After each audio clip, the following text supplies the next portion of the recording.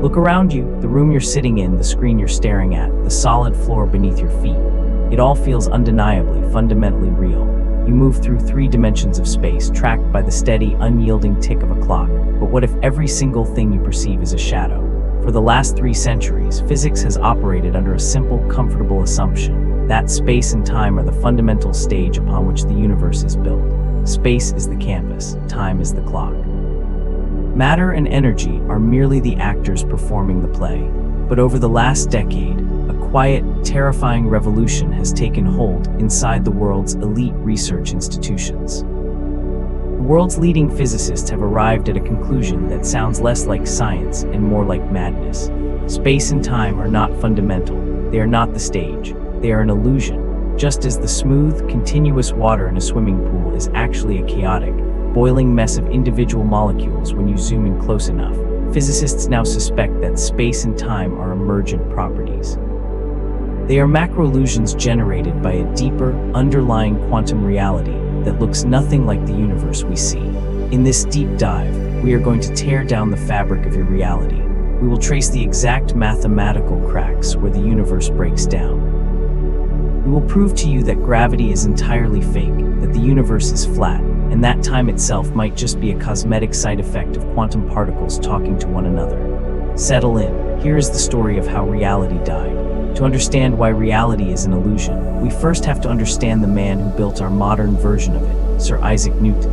Before Newton, the universe was chaotic, magical, and unpredictable. But in 1687, Newton published his masterwork, handing humanity a universe that ran like a flawless, deterministic Swiss watch. He looked at a falling apple, looked up at the moon, and realized the exact same force governed both. He called it gravity. Newton defined gravity as an instantaneous attraction between masses. If you have 2 objects, they exert an invisible pulling force on each other through the absolute void of space. Newton's math was pristine. It allowed us to map the planets, predict eclipses, and eventually launch rockets to the moon. But Newton had a dirty secret, one that tormented him until his dying day. He had absolutely no idea how gravity actually worked. How could the sun reach out across 93 million miles of empty, dead vacuum and instantly pull on the Earth without anything physical connecting them? Newton himself wrote that the idea of instantaneous action at a distance was an absurdity so great that no man with a competent faculty of thinking could ever fall into it. For over 200 years, science simply ignored Newton's existential crisis because the math worked too well. The universe was treated as a mechanical grid of absolute space and absolute time, until a patent clerk in Bern, Switzerland, decided to break it. In 1905, Albert Einstein realized Newton's clockwork universe had a fatal flaw. It violated the ultimate speed limit of reality, the speed of light. Einstein proved that light travels at a constant speed of roughly 186,000 miles per second, and nothing in the universe can travel faster than it. Information cannot bypass this limit. Now, look at Newton's model again. If the sun suddenly popped out of existence, Newton's equations claimed the Earth would instantaneously fly out of orbit. But it takes light about 8 minutes to travel from the sun to the Earth. If gravity is instantaneous, the Earth would break its orbit 8 minutes before the sky went dark. You would receive the gravitational news of the sun's death before the visual news. To Einstein, this was impossible. Nothing can outrun light. Therefore, Newton's gravity couldn't be an instantaneous pull. It had to travel through something. It needed a medium. This was Einstein's masterstroke, general relativity. He merged 3-dimensional space and 1-dimensional time into a single, unified, 4-dimensional fabric called spacetime. The sun doesn't pull on the planets with invisible strings. Instead, its immense mass bends and warps the very fabric of spacetime around it. When the Earth orbits the sun, it isn't being dragged by an attractive force. It is simply rolling along a straight line through a curved valley created by the sun's weight. Matter tells spacetime how to curve. Curved spacetime tells matter how to move. But here is where the illusion begins to tear. Because space and time are welded together, if you warp space, you must warp time along with it. This means time is not an absolute, universal constant ticking away uniformly across the cosmos. Time is relative. If you stand next to a massive object like a planet or a black hole, time physically slows down for you relative to someone floating in deep space. This isn't a psychological trick or a clock malfunctioning. Your cells age slower, your neurons fire slower, your reality literally expands. When Einstein published this theory during World War I, the scientific elite thought he was unhinged. Space bending, time slowing down. It sounded like absolute science fiction. He needed physical proof. That proof came on May 29, 1919, during a total solar eclipse. An English astronomer named Arthur Eddington traveled to an island off the coast of West Africa. He knew that during the eclipse, the moon would completely block out the sun's glare, allowing him to photograph the stars sitting right behind it. If Newton was right, the light from those distant stars would pass by the sun completely unaffected, traveling in a perfectly straight line. But if Einstein was right, the sun's massive weight would warp space, bending the path of the starlight as it passed by, causing the stars to appear in a slightly shifted position on Eddington's photographic plates.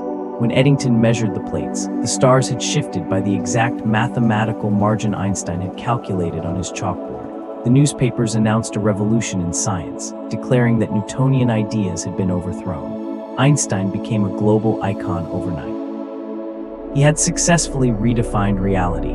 Gravity as a magical force was dead.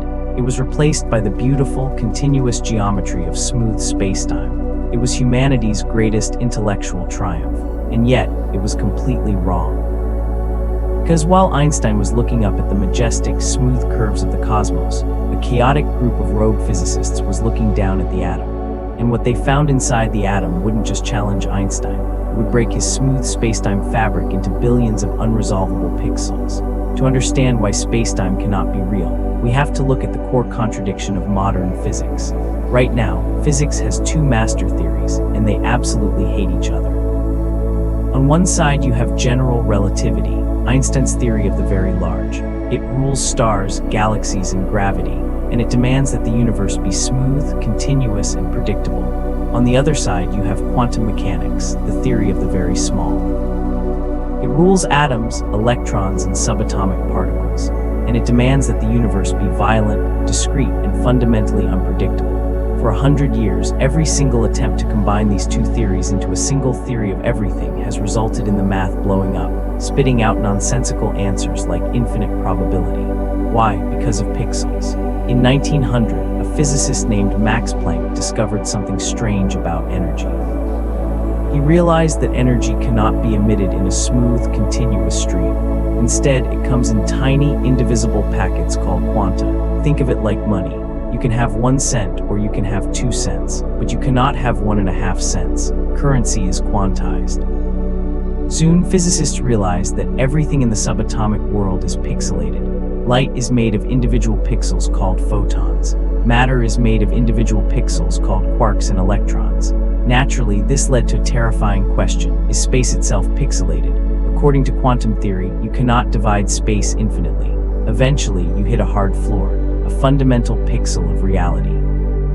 It is called the Planck length, and it is unimaginably tiny, roughly 10 to the minus 35 meters. To put that in perspective, if a single atom were expanded to the size of the entire observable universe, the Planck length would only be about the size of an ordinary tree. This is the absolute resolution limit of our universe's rendering engine. Nothing can exist that is smaller than the Planck length. Distance itself loses all meaning below this line, and this is exactly where Einstein's reality dies. If space is made of pixels, it means Einstein's smooth fabric of spacetime doesn't exist at the smallest scales. When you zoom down to the Planck length, the smooth fabric breaks apart into a violent, boiling chaos called quantum foam. At this scale, time doesn't flow smoothly, it fluctuates wildly. Space bends so violently that tiny black holes can pop into and out of existence in fractions of a second. This is the fatal contradiction. Einstein's equations require spacetime to be perfectly smooth. Quantum mechanics demands it be turbulent and fractured. You cannot have both. One of them must be an illusion, a macroscopic trick of perspective.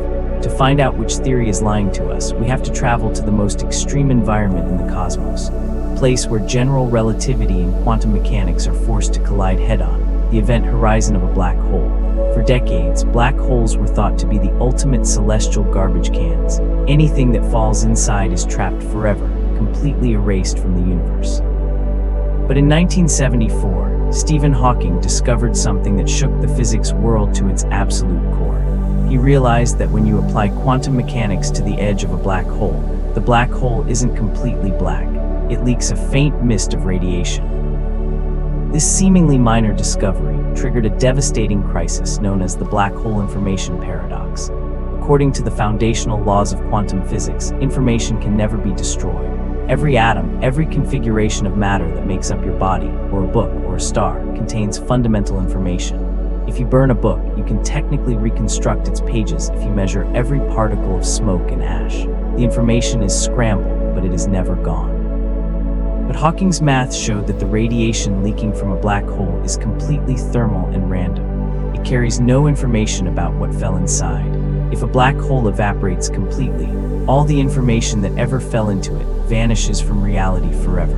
This created an intellectual civil war. If Hawking was right, quantum mechanics was wrong, and the bedrock of physics was destroyed.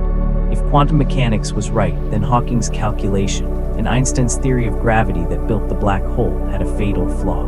The battle over this paradox lasted for 30 years, culminating in a mind-bending realization that would rewrite our understanding of space itself. Two physicists, Leonard Susskind and Gerard T. Hooft, proposed a radical solution. They worldline argued that the information falling into a black hole isn't actually destroyed, and it doesn't drop into the interior. Instead, as an object crosses the event horizon, its data is sliced up and flattened onto the two-dimensional surface of the black hole, like a giant cosmic projection. Think about how profound this is. The interior of the black hole looks three-dimensional, but all the data required to describe it lives on a flat two-dimensional boundary.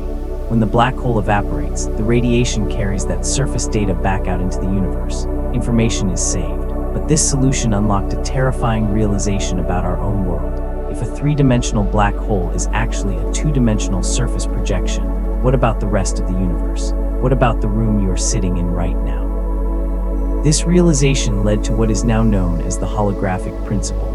It suggests that our three-dimensional universe might operate exactly like a security hologram on a credit card. To your eyes, the hologram looks three-dimensional, possessing depth and texture. But if you run your finger over it, you realize it is completely flat. All the information required to generate that 3D illusion is etched onto a two-dimensional surface. In 1997, a theoretical physicist named Juan Maldacena provided the mathematical proof for this mind-bending concept. He didn't just guess, he calculated it using string theory, constructing a mathematical model of a universe shaped like a vast, cosmic soup can. Inside this theoretical soup can, you have a familiar world, 3 dimensions of space, planets orbiting stars, and the pulling force of gravity. But on the flat, two-dimensional outer boundary of the can, there is no gravity, no depth, and no space as we know it. There's only a flat soup of quantum particles interacting through standard quantum laws, operating like lines of pure digital code. Maldacena's breakthrough was proving that the mathematics describing the complex, gravity-filled interior of the can are perfectly identical to the mathematics describing the flat, quantum code on the outside. They are two sides of the exact same coin. But here is the catch that sent shockwaves through the physics community. The flat quantum code on the outside is the real foundation. The gravity, the planets, and the 3 dimensions of space inside the can are entirely emergent. They are a mathematical phantom, a macroscopic projection generated by the behavior of the particles on the boundary. If you manipulate the flat code on the surface, the 3-dimensional reality inside changes automatically. Space itself is not a fundamental thing. It is a secondary property, a trick of cosmic perspective. To understand how something can feel so real without being fundamental, think about the concept of temperature. If you isolate a single atom of oxygen, it does not have a temperature. It cannot be hot and it cannot be cold. Temperature only exists when you have billions of atoms colliding against one another. Hot and cold are real experiences, but they are emergent properties born from motion. Physicists now believe that space is exactly like temperature. A single fundamental particle doesn't exist somewhere in space. Instead, space only emerges when trillions of quantum elements talk to each other. We are not living inside a pre-built stage of 3-dimensional space. We are living inside the projection. ACTIII, the emergency of time. But if space is a beautifully rendered projection, what happens to the second half of Einstein's fabric? What happens to time? Time feels far more real and urgent than space. You can choose to walk left, right, forward, or backward in space. You can choose to stand completely still, but you cannot stand still in time. It drags you forward at a ruthless pace of 1 second per second, marching toward an unpredictable future and leaving an unchangeable past behind. Yet, when you look at the fundamental equations of quantum mechanics, time behaves very strangely. It isn't a dynamic player. It doesn't bend, wrap, or react. In quantum physics, time is treated as a rigid external background clock. The universe ticks and the quantum equations respond. This creates a massive wall when you try to merge Einstein's universe with the quantum world. Einstein proved that time is flexible, relative, and welded directly to space. Quantum mechanics claims time is absolute and completely detached from space. In the 1960s, physicists John Wheeler and Bryce DeWitt attempted to resolve this conflict. They took Einstein's mathematical equations for the geometry of the entire universe and tried to rewrite them using the rules of quantum mechanics.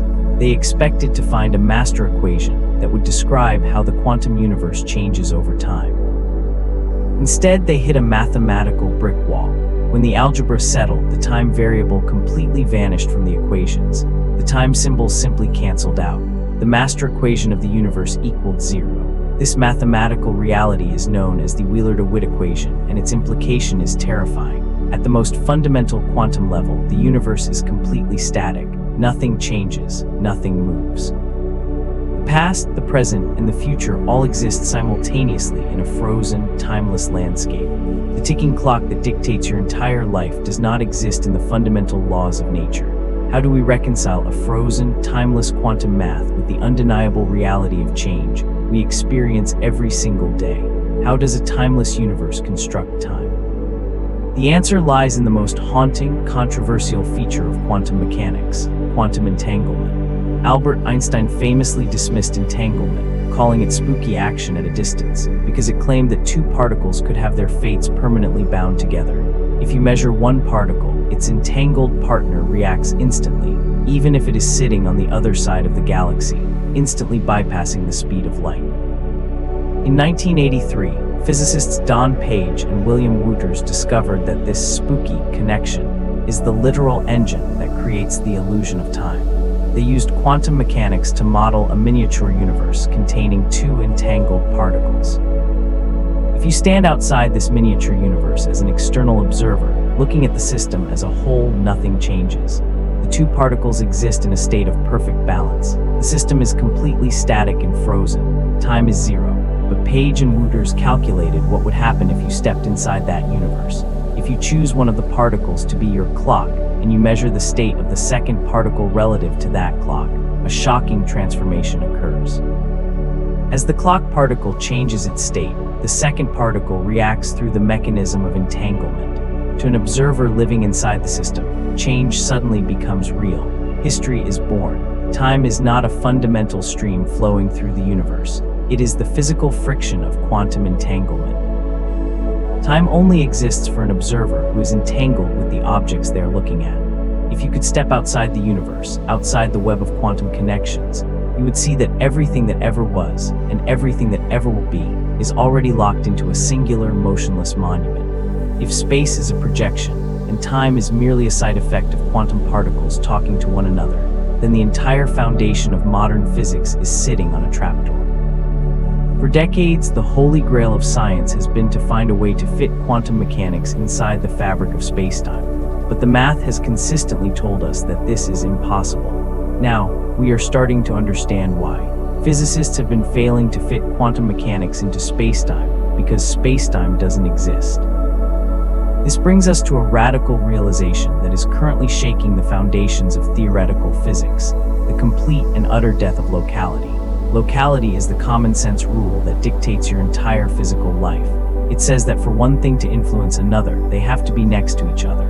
If you want to turn a key in a lock, you have to physically touch the lock.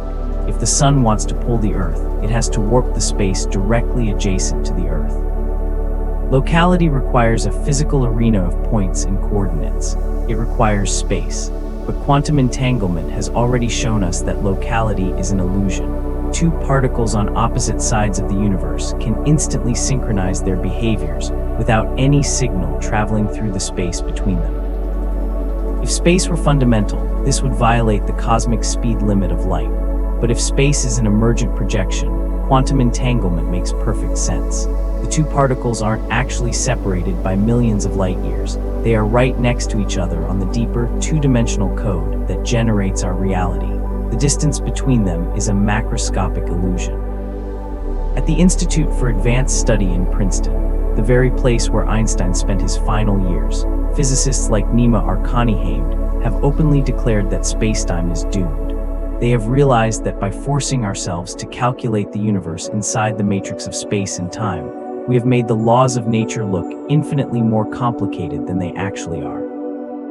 To understand how profound this shift is, look at how we calculate the most basic events in nature, particle collisions. When particles crash together inside a particle accelerator, like the Large Hadron Collider, they scatter, creating new particles. For decades, physicists used a tool called Feynman diagrams to calculate the probabilities of these collisions. If you smash two simple particles together, they can exchange hundreds of invisible, virtual particles across space and time before flying apart. To calculate a single collision of 6 elementary particles called gluons, the traditional math requires thousands of pages of grueling, dense algebraic equations. Physicists had to track every possible path the particles could take through space, and every possible moment they could interact in time. The math was an absolute nightmare, but in 2013, a team of physicists decided to see what would happen if they completely scrubbed the variables of space and time from the equations. They stopped asking where the collision happened, and they stopped asking when it happened. When they stripped the arena of spacetime away, the thousands of pages of mathematical equations collapsed into a single, elegant term. The math didn't just simplify, it transformed into geometry. They discovered that the behavior of crashing particles is perfectly described by a massive, multi-dimensional geometric jewel existing in a purely abstract mathematical realm. They named this object the amplituhedron. The amplituhedron does not live inside space. It does not evolve over time. It is a timeless, placeless geometric structure. Yet, when physicists calculate the volume of this higher dimensional jewel, the answer gives them the exact probability of the particle collisions we observe in our real-world laboratories. Let the weight of that sink in. The thousands of pages of algebra we used to track particles moving through space and time were completely unnecessary. Spacetime was actually hiding the true symmetry of nature. The particles are not moving through a real arena of space and time. Their behavior is a literal shadow cast into our perception by a timeless, placeless geometric object. Space and time are not the baseline of reality. They are the computational artifacts of a deeper mathematical truth. This changes everything we thought we knew about the universe. If space and time are illusions, then the material world we interact with cannot be fundamental either. Matter requires space to occupy and time to change. If you strip away the canvas and the clock, what is left? What is the actual bedrock of existence? The emerging answer among the world's leading physicists is both exhilarating and terrifying. The universe is not made of matter, energy, space, or time. The universe is made of pure information. This concept was first popularized by the legendary physicist John Archibald Wheeler, who coined the phrase "it from bit." Wheeler argued that every physical object in the universe, every electron, every star, every human being, derives its existence from a deeper layer of binary, yes or no quantum choices. The physical world is an it, but it is born entirely from an informational bit. When you look at a digital video game on a screen, you see a three-dimensional world filled with characters, landscapes, and physics. You can run, jump, and collide with walls. To your brain, that digital world feels like a real space. But if you open up the computer's hard drive, you won't find any tiny fields, sky, or characters inside.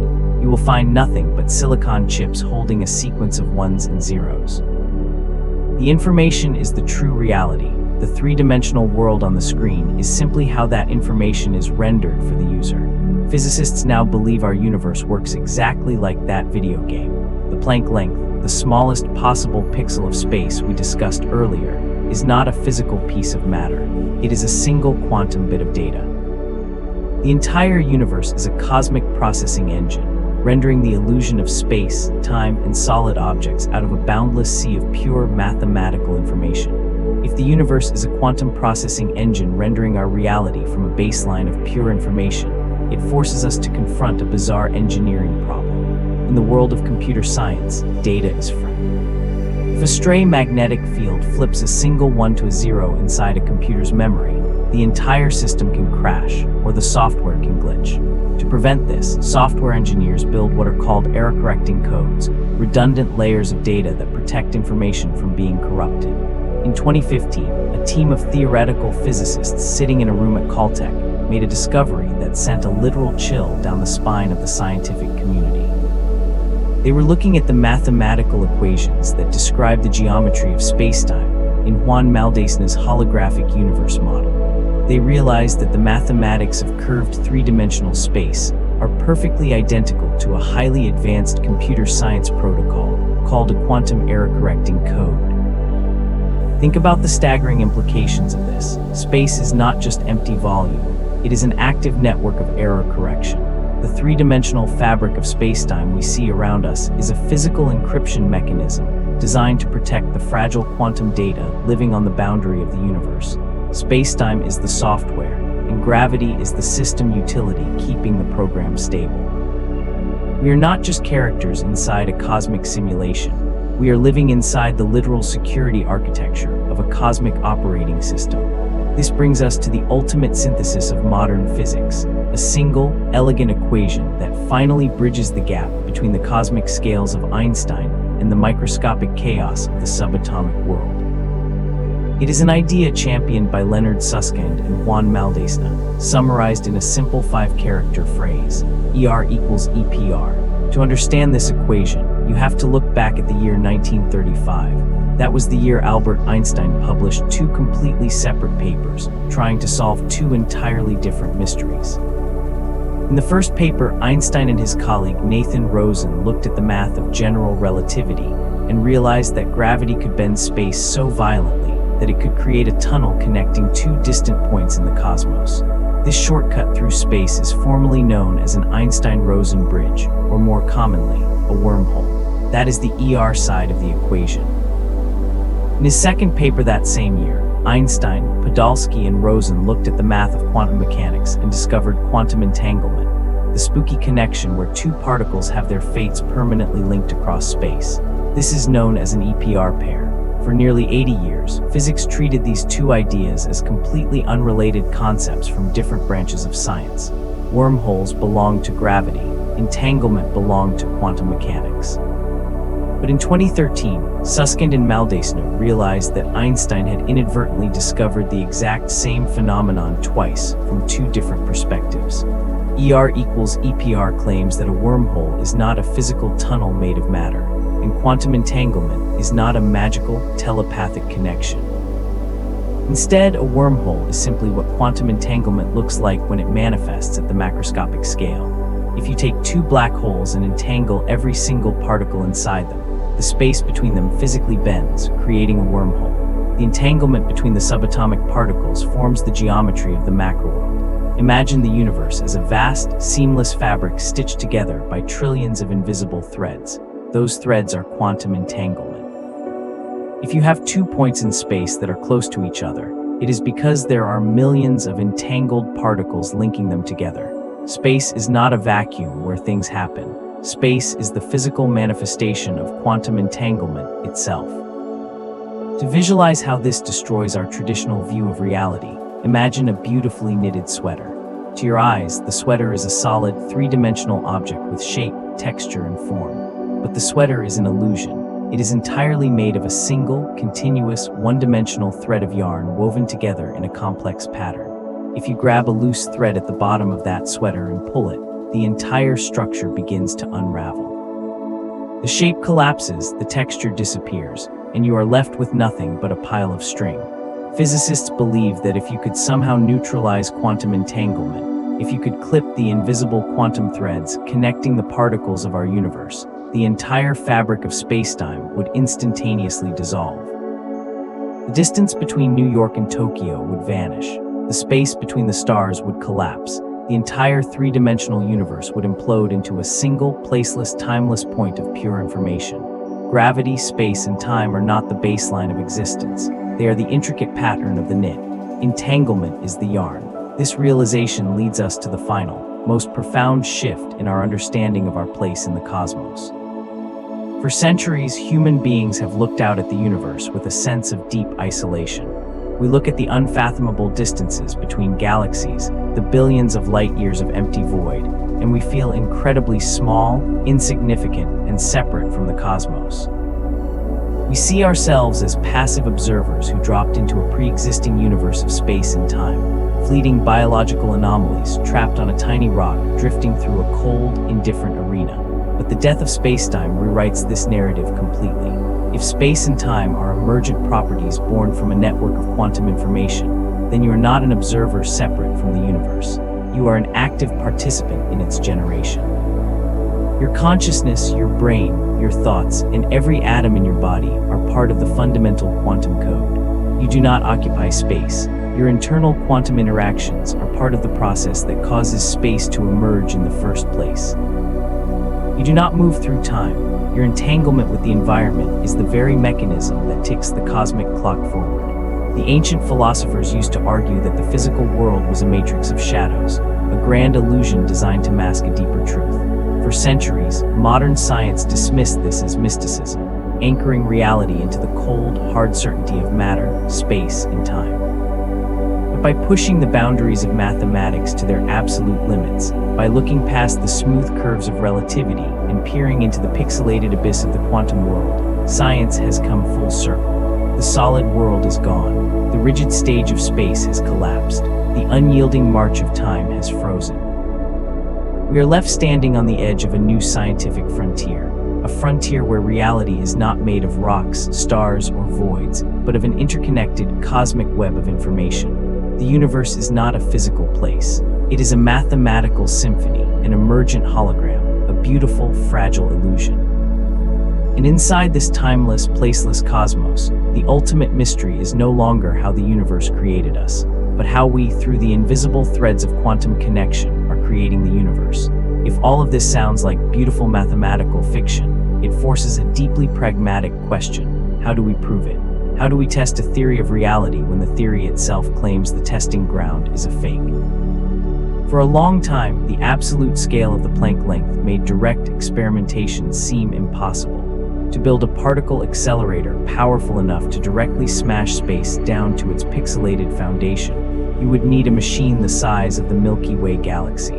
But physicists have realized we don't need to build a galaxy-sized machine. Because if reality is a holographic projection, then the cracks in the code are already leaking into our world through two distinct frontiers: the silicon chips inside our laboratories and the ancient echoes of the cosmos.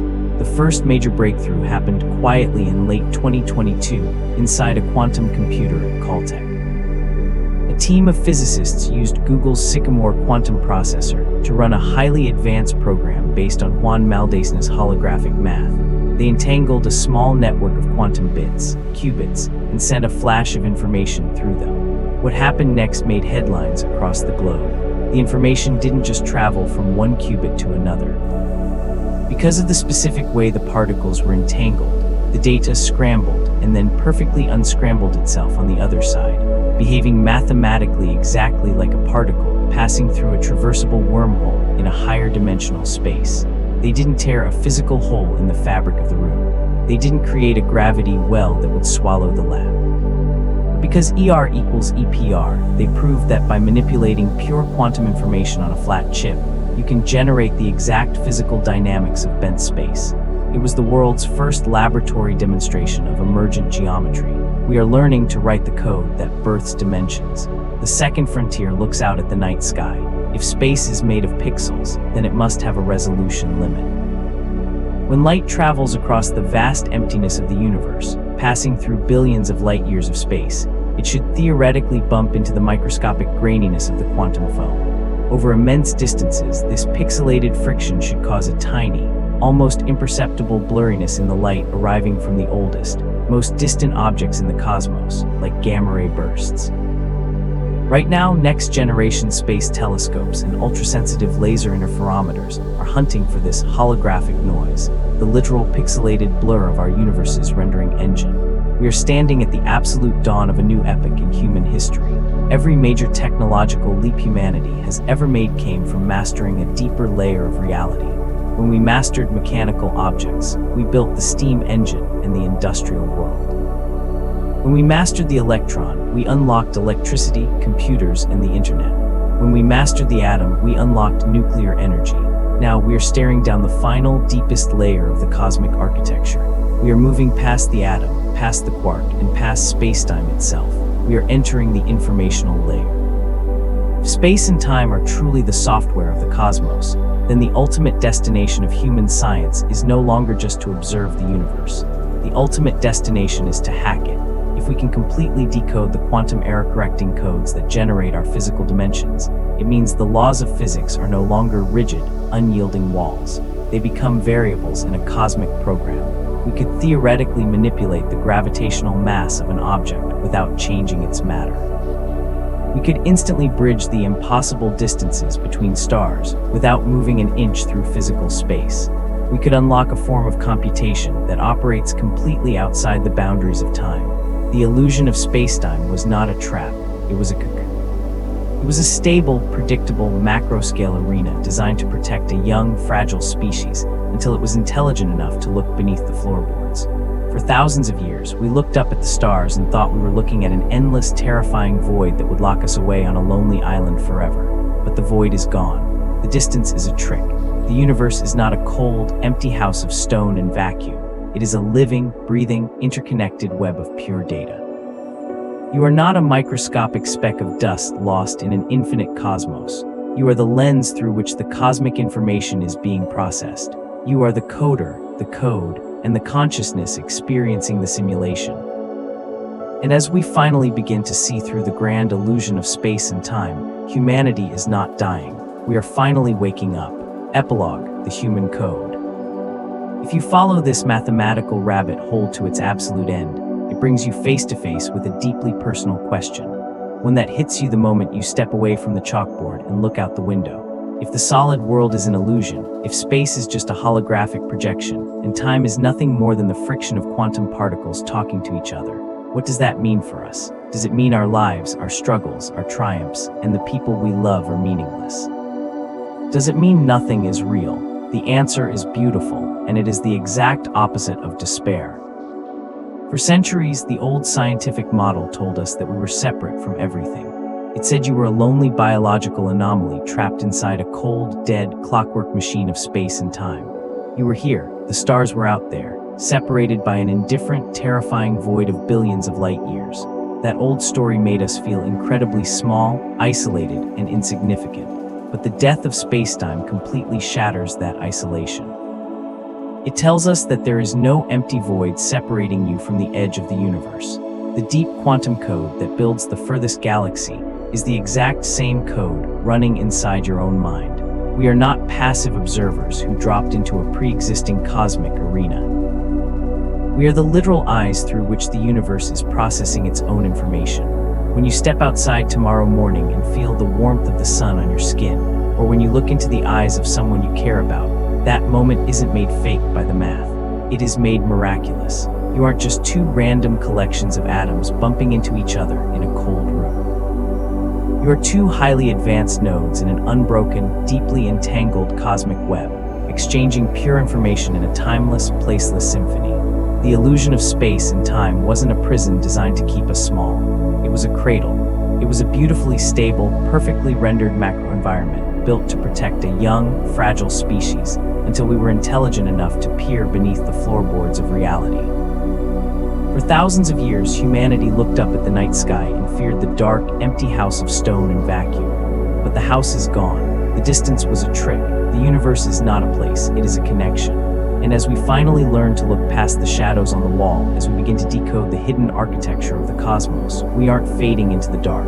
We are finally stepping out of the theater. We are leaving the illusion behind.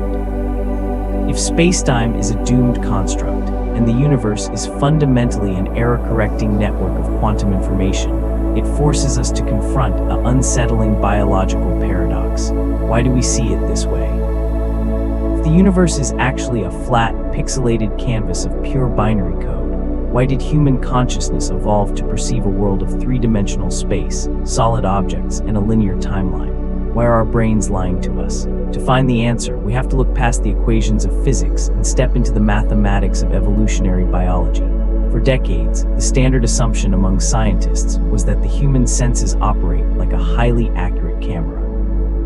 The assumption was that evolution works like a refinement engine, that creatures who see reality more accurately have a survival advantage over creatures who don't. After all, if you see the cliff exactly where it is, and you see the predator exactly where it is, you are more likely to survive and pass on your genes. But in recent years, cognitive scientists like Donald Hoffman have used evolutionary game theory to test this assumption. They ran massive computer simulations tracking thousands of virtual organisms across hundreds of generations. Some organisms were programmed to see the absolute truth of reality, while others were programmed to see none of the truth, seeing only what was necessary to survive, a metric called fitness. The results of the math were absolute and shocking. In every single simulation, across every variation of environment, the organisms that saw the truth went extinct. They were completely wiped out by the organisms that saw only fitness. The mathematical probability that our senses show us reality as it actually exists is exactly 0%. To understand why truth is a lethal evolutionary strategy, look at the device you are using to read or listen to these words right now. If you are looking at a smartphone or a computer, you likely see a desktop interface. You see a blue icon in the center of your screen. That icon might represent a text document or a video file. Now ask yourself a simple question. Is the text document inside your computer actually blue, rectangular, and sitting in the middle of a physical space? Of course not. The icon is a deliberate lie. The reality inside your computer is a chaotic, blinding maze of microscopic resistors, voltage spikes, and millions of ones and zeros, flashing through silicon chips at the speed of light. If you had to consciously manipulate those ones and zeros every time you wanted to write an email or open a file, your brain would instantly short-circuit. You would be completely paralyzed by the sheer complexity of the data. So software engineers built an interface. They hid the true reality behind a beautiful, simplified, three-dimensional desktop illusion. The icons are there to hide the truth, enabling you to interact with the system efficiently. Evolution did exactly the same thing for the human mind. Spacetime is not the objective reality of the cosmos. Spacetime is our desktop interface. The solid objects we see around us, the rocks, the trees, the stars, and even our own bodies, are not fundamental things existing in an open arena. They are simply the visual icons on our cognitive screens. A snake icon on your screen doesn't mean reality contains a physical snake. It means you shouldn't step there if you want to keep your genetic code running. Your brain doesn't show you the quantum foam or the holographic boundary, because doing so would cause you to starve to death in seconds. Our senses did not evolve to reveal reality. They evolved to hide reality behind a user-friendly simulation. This realization flips our entire understanding of science on its head. For centuries, physics has been trying to understand the universe by smashing the icons on the screen.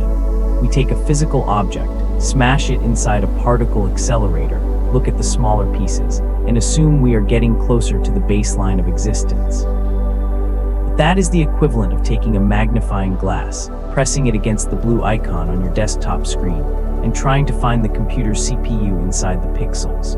You are looking at the wrong layer of reality. If the physical world is just a biological interface, then the true engine of existence must live entirely outside of space-time. It must exist in a realm where space and time have no jurisdiction. This brings us back to the most mysterious entity we have discovered inside our interface, the behavior of light. ACTV, the Twister Revolution, and the Death of Points. To find the true architecture hidden behind our evolutionary interface, we have to look at a radical theory proposed by one of Albert Einstein's closest colleagues, the legendary mathematical physicist Sir Roger Penrose. In the late 1960s, while the rest of the physics world was busy trying to force quantum mechanics into the rigid grid of spacetime, Penrose decided to try something completely insane. He decided to throw out the concept of physical points. Think about how all of modern science is built. Every equation in physics begins with a point in space and a moment in time. An electron is modeled as a point particle. A star is a collection of points. A trajectory is a sequence of points. We assume that points are the fundamental atoms of geometry, but Penrose noticed a strange anomaly when he looked at the physics of light. According to Einstein's theory of relativity, the faster an object moves through space, the slower it moves through time. If you could travel at 99% the speed of light, a journey of thousands of years would feel like a few days to you. And if you travel at 100% the speed of light, the speed of a photon, time stops completely. The clock freezes. Furthermore, because space and time are welded together, as time shrinks to zero, distance also shrinks to zero. Let the reality of that sink in. From the perspective of a photon of light emitted by a star 10 billion light years away, there is no time and there is no distance. A photon does not experience a journey across the void of space. The moment it was emitted from that ancient star and the moment it crashes into your eye are the exact same instant. To a particle of light, the entire universe has no depth, no age, and no separation. Light lives in a timeless, placeless eternity. Penrose realized that because light is more fundamental than matter, we shouldn't use spacetime to describe light. We should use light to construct spacetime. He invented a completely new mathematical framework called twistor theory. In twistor math, you completely abandon the concept of a physical point in space. Instead, the fundamental building blocks of reality are the paths of light rays themselves. In our standard world, we look at the night sky and see a star as a single point in space emitting millions of lines of light. But in Penrose's twistor space, that entire star, its entire history, its location, and every ray of light it will ever emit is transformed into a single intersecting point. Conversely, a single point in our physical space becomes a sprawling, beautiful, geometric Riemann sphere in twistor space. When you run the mathematics of twistor theory, a stunning miracle occurs. If you look at the interactions of these light structures in their timeless, placeless realm, their intersections automatically generate the four-dimensional geometry of our universe. Spacetime literally crystallizes out of the behavior of light. Spacetime is not a pre-existing container waiting to be filled with light. Space and time are the optical illusions cast by a deeper, non-local network of light rays intersecting in a higher dimension. Penrose had mathematically proven that the universe is not made of objects occupying space. The universe is a grand, geometric projection generated by a timeless source. ACTVI, the de Sitter dilemma, and the real cosmic boundary. To construct a truly complete map of how reality dies, we must confront a devastating flaw hidden inside the mathematical triumph of the holographic principle. Juan Maldacén's proof of the cosmic soup can, the idea that a three-dimensional universe is just a projection of a two-dimensional code, stunned the world. But it carried a hidden, dirty secret that theoretical physicists whispered about in dark corridors. The math only worked perfectly in a fictional universe. Maldacén's soup can rely on a geometric framework known as anti-de Sitter space. This is a hypothetical universe with a negative cosmological constant. In simple terms, an anti-de Sitter universe is pulled inward by its own geometry. It possesses a rigid, cold, crystalline boundary at its outer edge, a literal cosmic wall where you can anchor the quantum code. But we do not live in an anti-de Sitter universe. In 1998, astronomers measuring distant exploding stars made a discovery that shattered cosmology. Our universe is not slowing down, and it is not pulled inward. It is screaming outward. We live in a de Sitter universe, a cosmos with a positive cosmological constant, driven by a mysterious dark energy that causes space to expand at an accelerating rate. This change in curvature changes everything. In our accelerating universe, there is no rigid outer crystalline wall. If you travel outward into deep space, you will never hit a physical edge. Instead, the faster the universe expands, the more the distant stars fade away. Because space is expanding faster than the speed of light at extreme distances, there is a literal line in the cosmos beyond which light can never reach us. This line is called our cosmological horizon. It is a giant, invisible bubble wrapping around us, completely isolating our observable universe from the rest of infinity. This creates an existential nightmare for the holographic principle. If our universe is an expanding bubble with a shifting horizon that changes depending on where you stand, Where do you put the holographic projector? Where is the real boundary holding the code of our reality? For 20 years, the greatest minds in physics, including Edward Witten, the undisputed king of modern string theory, confessed that this was the most difficult problem in science. They could not find the boundary of our real universe until they stopped looking out into space and started looking forward into time. A radical cohort of physicists has proposed a mind-melting solution to the de Sitter dilemma.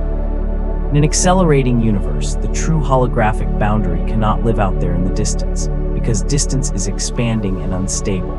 Instead, the boundary of our universe lives in the infinite future. Think about what this means. The two-dimensional quantum code that projects the room you are sitting in right now, the thoughts you are having, and the physical matter of your body is not being beamed from the edges of space. It is being projected backward from the end of time. In this model, the universe is not an object that exists inside time, evolving from the past into the future. The universe is a colossal, four-dimensional geometric structure that is already complete. The future has already happened. The final, scrambled, ultimate state of the universe at the literal end of time is the hard disk. The present moment is merely the playback. You are not moving toward the future. You are an emergent phantom being calculated by the data left behind at the end of eternity. ACTVII, entropic gravity, and the thermodynamics of illusion. If space is a projection from the future, and coordinates are a biological illusion, it leaves a massive, smoking gun in our everyday experience. If space doesn't exist, why does dropping a glass on a hard floor feel so incredibly real? What is the actual physical mechanism causing things to fall? What is gravity? In 2010, a brilliant Dutch theoretical physicist named Erik Verland published a paper that sent shockwaves through the physics community. The paper was titled On the Origin of Gravity and the Laws of Newton. Verland didn't just suggest a tweak to Einstein's equations. He claimed that gravity, the oldest, most familiar force in human history, does not exist at all. It is a total illusion. To understand Verland's insight, we have to look at the laws of thermodynamics, the science of heat, information, and disorder. Imagine you take a drop of purple ink and gently drop it into a glass of perfectly clear water. At first, the ink sits as a tight, concentrated ball, but over time, the ink molecules naturally collide with the water molecules, spreading out until the entire glass turns a uniform shade of purple. Why does this happen? It happens because of the second law of thermodynamics, which dictates that systems naturally move from a state of order to a state of maximum disorder, a metric known as entropy. There is no magical physical force pulling the purple ink molecules apart. There is no separation force written into the laws of nature. The ink spreads out purely because of statistical probability. It is infinitely more likely for the molecules to scramble than to stay in a perfect ball. This statistical drive is called an entropic force. Verland looked at the equations of the holographic principle and realized that gravity works exactly like that purple ink. When an apple falls from a tree toward the earth, it isn't being pulled by Newton's invisible strings, and it isn't even truly rolling down a valley in Einstein's spacetime. Instead, as the apple gets closer to the massive Earth, the sheer density of information stored on the holographic boundaries changes. The presence of matter shifts the distribution of quantum bits in the underlying code. The universe, operating like a giant cosmic computer, naturally seeks to maximize its entropy, to scramble its information as efficiently as possible. The movement of the apple toward the Earth is not driven by a fundamental force. It is a macroscopic statistical reaction. The apple falls because the mathematics of the universe are simply maximizing the disorder of the underlying quantum bits. Gravity is not a force. It is an entropic side effect of information trying to be free. This solves one of the longest-standing mysteries in the history of science: why gravity is so absurdly weak compared to the other forces of nature. If you take a simple kitchen magnet, you can lift an iron paperclip off the ground, easily defeating the gravitational pull of the entire Earth. The Earth weighs 6 sextillion tons, yet a tiny piece of magnetized plastic can beat it. Why? Because gravity isn't a real force. The other three forces of nature, electromagnetism, the strong nuclear force, and the weak nuclear force, are real, fundamental quantum mechanisms operating inside the code. They have dedicated messenger particles like photons and gluons.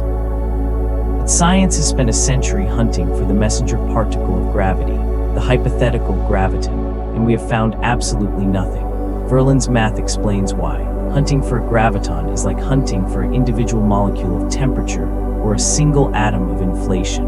You can't find it because it doesn't exist at the microscopic layer. Gravity is a macro-illusion born from the collective behavior of quantum information. ACTVIII, the retroactive past and the participatory universe. If gravity is fake, and space is a software program projected from the infinite future to protect the fragile integrity of quantum data, we are forced to confront the most terrifying implication of all. What happens to history? We naturally view the past as a solid, unyielding foundation. It is an anchor of facts. The past happened, the present is happening, and the future is an unwritten blank slate. We believe that the timeline is a one-way street, and that the events of yesterday are permanently locked in stone, completely independent of what we choose to do today. But once you strip away the illusion of space-time, the concept of a fixed, objective past completely falls apart.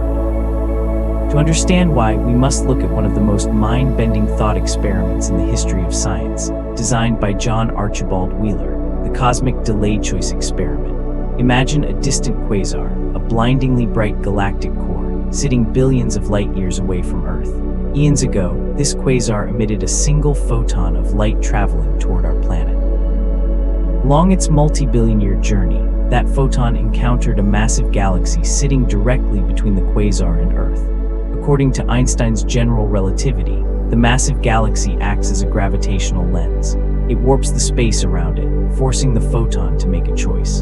The photon can either curve around the left side of the galaxy, or it can curve around the right side of the galaxy to continue its path to Earth. According to standard quantum mechanics, a particle does not choose a single path unless it is observed. Until a measurement is made, the photon exists in a quantum superposition, traveling both the left path and the right path simultaneously. It travels as a wave of possibilities across billions of light years of space. Now, fast forward to tonight.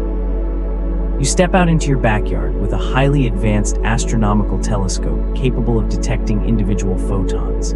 You point it at the quasar. You can choose to set up your telescope in one of two ways. If you configure it to detect which specific path the light took, you force the photon to manifest as a particle. It will show up on either the left side or the right side of the galaxy. If you change your setup to measure how the light waves interfere with each other, you force the photon to manifest as a wave that traveled both sides simultaneously. Think deeply about what this means. Your choice of how to configure your telescope is happening right now, in the present moment, on a Tuesday night in the 21st century. But the photon made its decision to pass the galaxy billions of years ago, long before the Earth, the Sun, or the human species even existed. By choosing how to observe the photon today, you are retroactively deciding what the photon did billions of years in the past. You are not just observing history, your present action is creating it. Wheeler realized that this experiment destroys the idea of an objective, independent past. The universe does not possess a single, concrete timeline that exists behind our backs. The past is a cloud of quantum possibilities, waiting to be observed. History is not written from the beginning forward. It is retroactively written from the present backward. Wheeler called this the participatory universe. He drew a famous diagram of the universe. As a giant letter U, one tip of the U represents the birth of the cosmos, the Big Bang, spewing out particles and energy. The other tip of the U represents a human eye, looking back across time toward the beginning. By looking back at the Big Bang, by measuring the ancient radiation and cosmic echoes, our consciousness is retroactively collapsing the quantum possibilities of the early universe into a solid reality.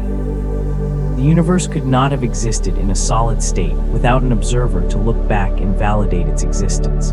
We are the creators of the very history that birthed us. ACTIX, quantum Darwinism, and the mirage of consensus. This realization immediately triggers a massive conceptual paradox. If reality is a subjective biological interface, and the past is an unwritten cloud of possibilities until we look at it, why do we all agree on what we see?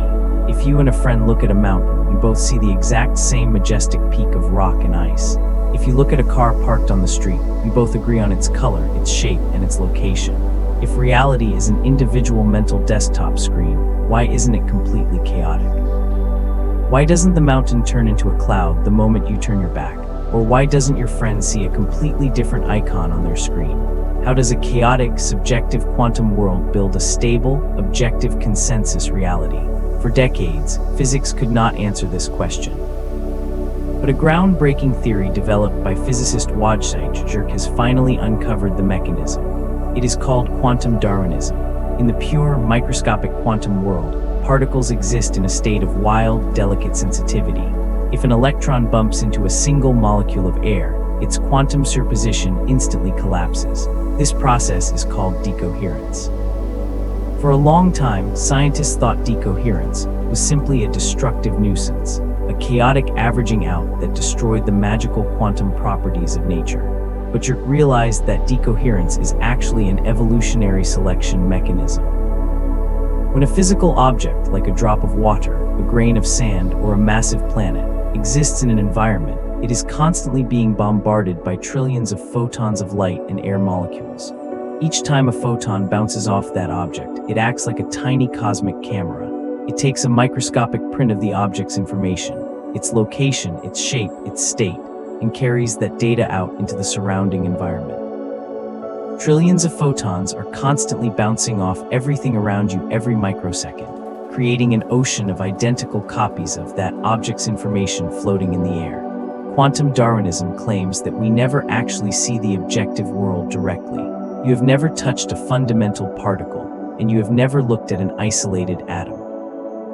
Instead, your eyes intercept the millions of identical informational copies of an object that have been stamped into the surrounding environment by photons. The reason you and your friend agree that the mountain is there is not because you are looking at an independent, physical rock existing inside an absolute space. It is because the environment around the mountain is absolutely saturated with millions of identical digital copies of the mountain's data. You are both reading the exact same broadcast channel. Reality is a consensus mirage built on data replication.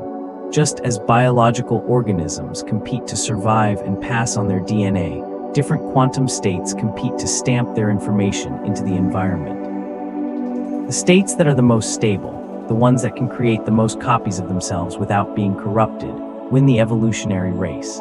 The solid, classical world we see is simply the collection of the winning quantum states. Space-time is the stable ecosystem born from the survival of the fittest data. If space is a desktop interface and coordinates are an evolutionary mirage, it forces us to re-examine the single most famous event in the history of our cosmos, the Big Bang. In the traditional textbook model, the Big Bang is described as a cataclysmic explosion. We are told that roughly 8 billion years ago, the entire universe was compressed into an infinitely hot, infinitely dense point called a singularity, which suddenly exploded outward, creating space and time as it expanded. We picture a cosmic firework expanding into an empty void, but physicists working on the bleeding edge of emergent geometry have realized that this classic picture is fundamentally flawed. If space itself is an illusion born from quantum information, then the Big Bang could not have been an explosion in space. It had to be something far stranger. It was a cosmic phase transition. It was the moment the code froze. To understand this radical alternative, a brilliant theoretical physicist named Fotini Markopoulou pioneered a framework called quantum graphity. In this model, the universe at its most fundamental microscopic layer does not contain any space, distance, or geometry. Instead, the universe is modeled as a massive, abstract mathematical graph, a giant network of individual quantum nodes connected by invisible links, operating exactly like a massive social network. Imagine a social network containing billions of users. If user A in New York is direct friends with user B in Tokyo, they are connected by a single link. They can exchange information instantly. In the math of the network, they are right next to each other, even though their physical desktop interfaces claim they are separated by thousands of miles. In a pure network, physical distance has no meaning. There is only connectivity. Quantum graphity suggests that before the Big Bang, the universe was in a state of ultimate high-energy chaos. In this primeval state, every single quantum node in the cosmos was directly linked to every other node. Everything was connected to everything else simultaneously. Because every point was directly linked to every other point, the concept of distance was exactly zero. There was no here and there was no there. There was no empty volume, no geography, and no geometry. The universe was an infinitely dimensional, perfectly interconnected point of pure information. The Big Bang was not an explosion. It was the moment the universe cooled down. Just as liquid water floating inside a glass naturally crystallizes into solid, structured ice when the temperature drops, the primeval quantum network underwent a thermodynamic phase transition as the early universe lost energy. Trillions of links between the quantum nodes began to snap and break apart. As the connectivity of the network collapsed, the nodes were forced to organize themselves into a rigid, low-energy geometric grid. Nodes that used to be directly linked were suddenly separated, forced to communicate through long chains of intermediate nodes. This sudden fracturing of connectivity is what we perceive as the birth of space. The expansion of the universe after the Big Bang wasn't physical matter screaming outward into an empty room. It was the mathematical network continuing to drop its dimensionality, cooling down from a chaotic, placeless soup into the stable, three-dimensional grid of pixels we interact with today. The Big Bang didn't happen billions of years ago in a distant corner of space. The Big Bang is the ongoing crystallization of the quantum graph. Space is just the cold, frozen ash of a primeval informational fire. ACTXI, the glitch in the render, dark matter as are re-entering data. This conceptual shift from a universe made of physical matter to a universe made of a cooling informational network instantly solves the biggest, most embarrassing crisis in modern astronomy, the mystery of dark matter. For nearly a century, astronomers have been staring through telescopes, realizing that the universe doesn't make any sense. When we measure the rotation of spiral galaxies, we see that the stars on the outer edges are spinning far too fast. According to Newton and Einstein's laws of gravity, there isn't nearly enough visible matter in these galaxies to hold them together. At those speeds, the galaxies should be tearing themselves apart, throwing their stars out into the dead void of intergalactic space. To fix this massive mathematical error, mainstream science invented a placeholder. They claimed the universe must be filled with a massive cloud of invisible, undetectable matter that produces gravity but never interacts with light. They named it dark matter. According to current cosmological calculations, an astonishing 85% of all the matter in the cosmos is made of this invisible ghost material. For 50 years, the global scientific community has spent billions of dollars building ultrasensitive detectors deep underground, trying to catch a single particle of dark matter passing through the Earth. We have found absolutely nothing. The informational universe explains why our hunt has failed. Dark matter isn't a physical particle at all. It is a rendering artifact. It is a glitch in our desktop interface caused by non-local code. Think about how a modern, open-world video game handles data.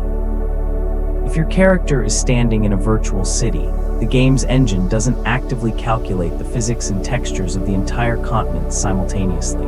Doing so would instantly crash the computer's processor. Instead, the game uses a technique called occlusion culling.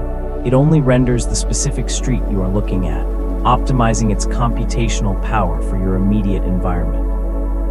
The distant mountains and hidden rooms exist only as flat, unrendered code inside the memory chips until you turn your character's head to look at them. If the universe operates as an error-correcting processing engine rendering our reality from a flat holographic boundary, it must face similar computational limits. When we look at an isolated star or a local solar system, the quantum interactions are simple, tightly bound, and perfectly localized. The interface renders the smooth geometry of Einstein's spacetime flawlessly.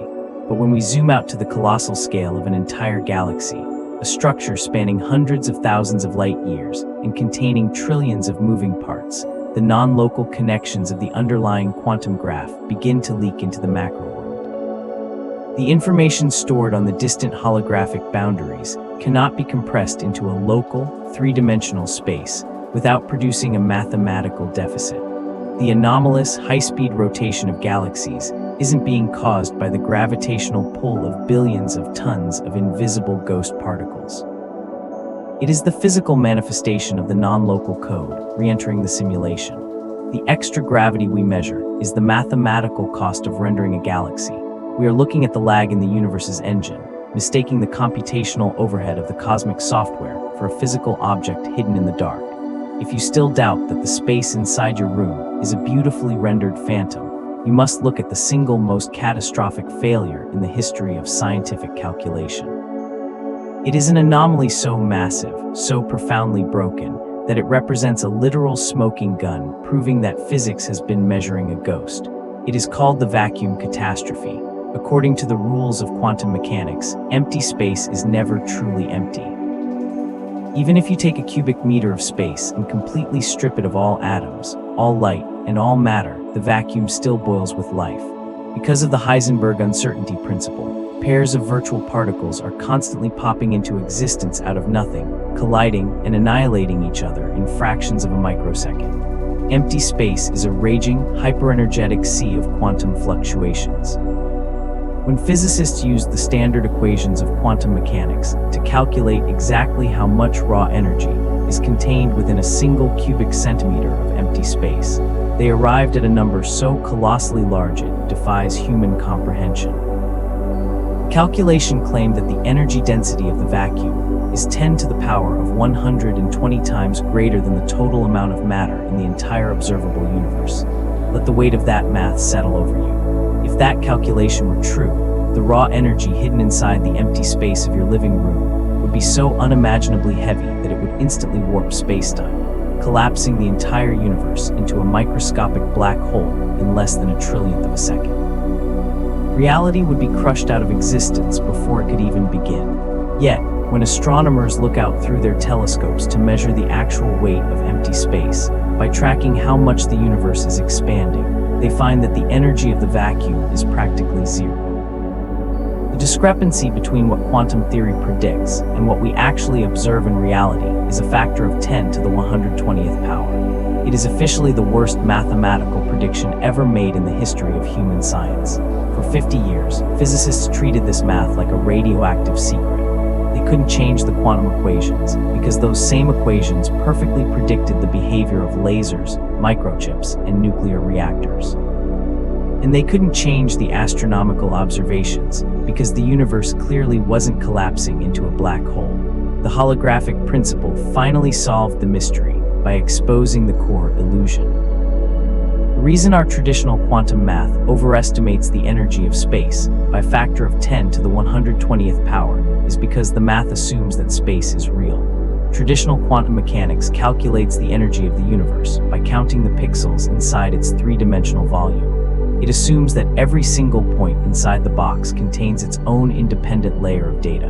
But if the universe is a hologram, the data doesn't live inside the volume. The data lives exclusively on the flat, two-dimensional outer surface. When you rewrite the quantum equations using holographic math, counting only the informational bits on the distant boundary, rather than the fictional pixels inside the three-dimensional interior, the massive 10 to the 120th power error completely vanishes. The math snaps into perfect alignment with reality.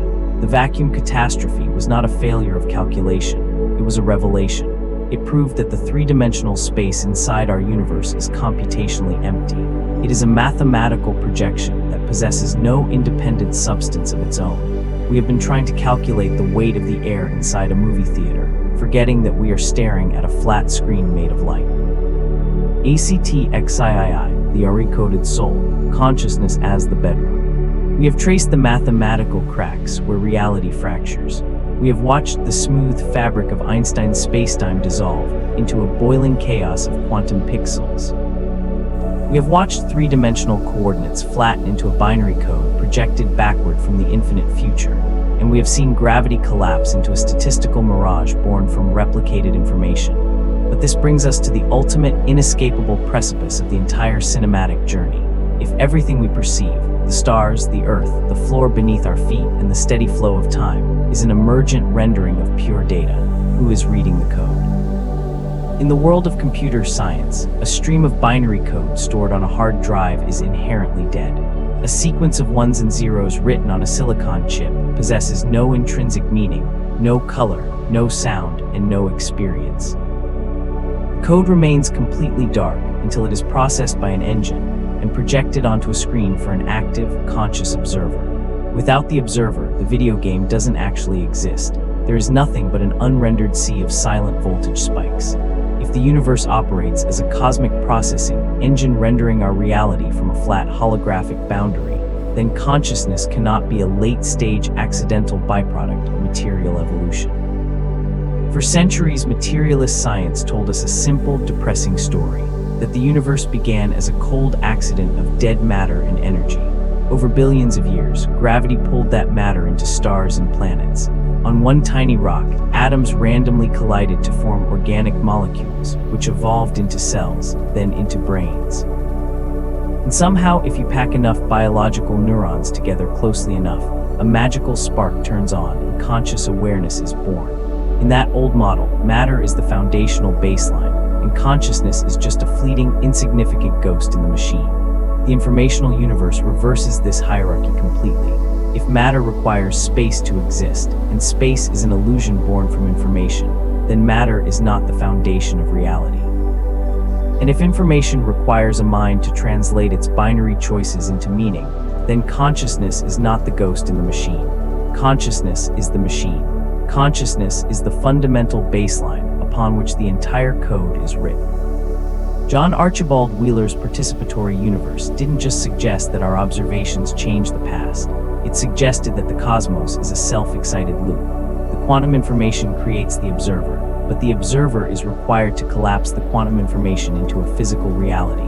They are locked in a permanent, timeless dance. Think about what this means for your own existence. Your physical brain is not a biological computer that somehow manufactures thoughts.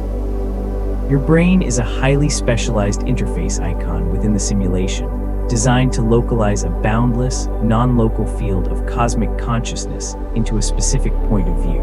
You do not have a soul trapped inside a physical body. You have a physical body trapped inside a non-local soul. This realization dismantles the deepest existential terror that has haunted the human species since the dawn of self-awareness, the fear of absolute annihilation. Under the old, dead materialist model, when your physical body dies, your brain stops firing, and your consciousness is permanently extinguished, erased from the cosmos forever like a flame blown out in a dark room. But if space-time is just a biological interface, and your physical body is merely an icon rendered on your screen to help your genetic code navigate the simulation, then the death of the body is not the end of existence. It is simply the closure of a specific window. When a character inside a video game dies, the computer's hard drive doesn't explode. The ones and zeros that define the game's code remain completely untouched. The player simply steps away from the screen, takes off the headset, and returns to the higher dimensional reality that existed before the game was ever turned on. The final synthesis, waking from the Matrix. We began this journey by looking at the comfortable, solid room around you, operating under the ancient assumption that space and time are the unchanging bedrock of existence. We followed the brilliant minds of human history as they tore down that comfort brick by brick. We watched Newton turn the chaos of the cosmos into a clockwork grid. We watched Einstein melt that grid into a flexible, sweeping fabric of curved spacetime. We watched the quantum pioneers smash that fabric into billions of unresolvable pixels. And we watched the holographic masters flatten those pixels onto a two-dimensional boundary of pure digital data. We stand now on the shores of a completely redefined existence. The old universe of cold, dead stone and infinite, isolating voids is officially dead. It has been replaced by a universe that is alive, interconnected, and operating as a boundless mathematical symphony of pure information. We are not separate from the cosmos. We are not fragile biological accidents drifting through an indifferent, terrifying arena of space and time. There is no empty void separating you from the furthest star in the night sky. The deep quantum entanglement that builds the geometry of the cosmos is the exact same thread running through your own awareness. The universe is not a place you live inside. The universe is an experience you are actively participating in creating. Your thoughts, your choices, your relationships, and the invisible threads of connection you forge with the world around you are the literal mechanisms that cause physical dimensions to crystallize into existence. You are the coder, you are the code, and you are the consciousness experiencing the simulation. For thousands of years, humanity sat inside the dark theater of spacetime, staring at the beautiful, terrifying shadows dancing across the wall, mistaking the projection for the absolute truth of reality. by pushing our mathematics to their absolute limits, by looking past the smooth curves of relativity and peering deep into the pixelated abyss of the quantum world, science has finally found the projector. The illusions of gravity, space, and time were not a trap designed to keep us small. They were a cradle built to keep us safe until we were ready to look beneath the floorboards. And now, the pattern of the knit is unraveling. The shadows are fading. The screen is beginning to dissolve. As we finally look past the grand cosmic illusion and decode the timeless, placeless architecture of pure data, humanity is not falling into the dark. We are stepping out into the light. We are leaving the theater behind. If the true baseline of reality is an interconnected web of pure information, it implies that the biological interface we call the human body isn't just a passive screen showing us icons. It means that life itself, the very mechanism of metabolism, replication, and survival, must be actively hacking underneath the interface to function. For decades, mainstream biology operated under the comfortable assumption that the wet, warm, and chaotic environment of a living cell was far too messy for the delicate, pristine laws of quantum mechanics to apply. Quantum mechanics was something that only happened in isolated physics laboratories, chilled to absolute zero. Life, we believed, was purely mechanical and chemical, a complex arrangement of billiard ball molecules bumping into one another like clockwork. But in the early 21st century, a series of undeniable anomalies forced the birth of a radical new discipline, quantum biology.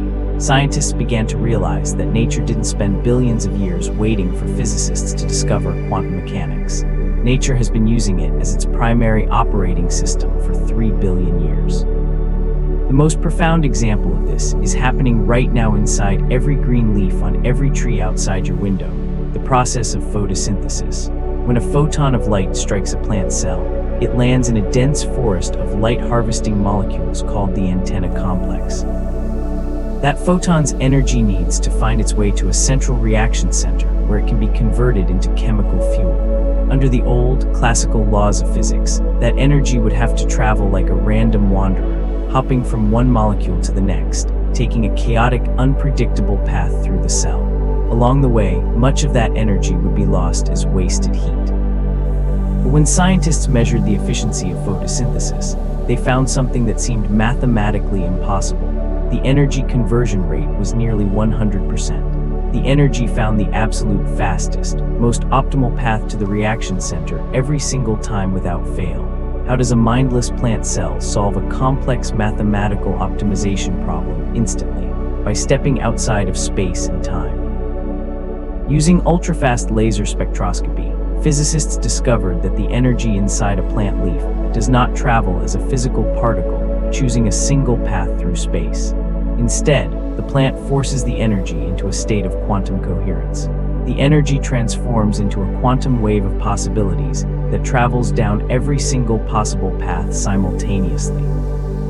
It samples the entire map of the cell at once, finds the perfect destination, and only then does it collapse into a solid reality. The plant leaf is actively exploiting quantum superposition to bypass the physical constraints of distance.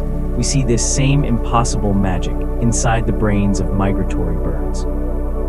Every year, European robins navigate thousands of miles across the globe, flying through pitch-dark nights and turbulent storms without ever losing their way.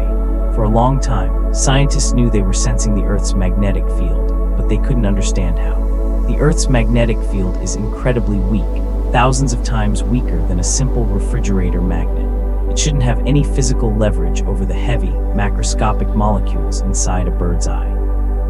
The answer turned out to be a literal quantum compass hidden inside a protein called cryptochrome in the bird's retina. When blue light enters the bird's eye, it strikes this protein, knocking 2 electrons loose and creating a pair of entangled particles. These electrons are so deeply linked that they remain telepathically connected across the interior of the cell. As the bird tilts its head, the incredibly weak lines of the Earth's magnetic field gently alter the spin of 1 electron, which instantly changes the chemical reaction of its entangled partner. The bird is not looking at a physical map of the Earth. The bird is literally seeing quantum entanglement rendered as patterns of light and shadow across its field of vision. It is navigating the macroscopic geography of our planet by reading the non-local code directly. Life is not a late-stage byproduct of matter that learned to adapt to space and time. Life is a highly sophisticated software protocol designed to exploit the spaceless, timeless quantum matrix beneath the interface. The moment a system becomes alive, it stops being a collection of objects trapped inside the room. It becomes a user that has hacked the root directory of the universe. ACT-XV, the Hubble tension, and the cracking metric. While biology is finding the quantum code inside the cell, astronomy is watching the macro interface break down at the absolute edge of the cosmos. Right now, the global astrophysics community is gripped by an existential panic known as the Hubble tension. It is a crisis so severe that it suggests our fundamental understanding of the universe's history is completely wrong. The premise of modern cosmology is built on a single number, the Hubble constant. This number dictates the exact speed at which the universe is expanding. If you know the Hubble constant, you can run the cosmic tape backward to calculate the exact age of the universe, and you can run it forward to predict how the cosmos will die. For decades, astronomers used two primary methods to measure this expansion rate. The first method is to look at the cosmic microwave background, the literal afterglow of the Big Bang left behind 13.8 billion years ago. By measuring the tiny fluctuations in this ancient light, physicists can use the standard equations of Einstein's general relativity to calculate exactly how fast the universe should be expanding today. The second method is to look at the modern universe directly. Astronomers look through telescopes at standard candles, specific types of exploding stars and pulsating galaxies sitting millions of light years away, and physically measure how fast they are moving away from us right now. If our standard model of space and time were correct, these two methods should yield the exact same number. They are measuring the exact same universe, just at different points in its history, but they don't. The ancient light of the Big Bang claims the universe is expanding at a rate of roughly 67 kilometers per second per megaparsec. The direct measurements of modern stars claim the universe is expanding at a rate of roughly 73 kilometers per second per megaparsec. At first, scientists assumed this discrepancy was just a human error, a calibration glitch in our telescopes, or a miscalculation in our software. But over the last decade, as the data from the Hubble Space Telescope and the James Webb Space Telescope became hyper-precise, the gap didn't shrink, it widened. The statistical probability that this discrepancy is a random mistake is now less than 1 in a million. The universe is expanding faster than the laws of physics allow. Space is breaking its own speed limits. Mainstream cosmology has attempted to patch this hole by inventing even more placeholder entities, hypothetical constructs like early dark energy or exotic new particles that altered the early universe. The informational universe offers a far more elegant, terrifying solution. The Hubble tension is not a crisis of measurement. It is the signature breakdown of a coordinate system that doesn't exist. Think about what happens when you watch a digital video stream on an unstable internet connection. If the data rate drops, or if the processing engine hits a bottleneck, the image on your screen begins to stutter. You see compression artifacts. The pixels warp, objects stretch unnaturally, and the movement across the screen becomes disjointed. The Hubble tension is a cosmic compression artifact. We are trying to measure the expansion of space as if it were a physical fabric stretching out uniformly across a real room. Space is an emergent projection being rendered from a deeper, non-local network of information. When we look at the early universe through the cosmic microwave background, we are looking at the code in its purest, most synchronized state, right after the primeval phase transition. When we look at the modern universe through distant stars, we are looking at the code after billions of years of data replication, entanglement scrambling, and environmental decoherence. The expansion rate isn't a physical speed.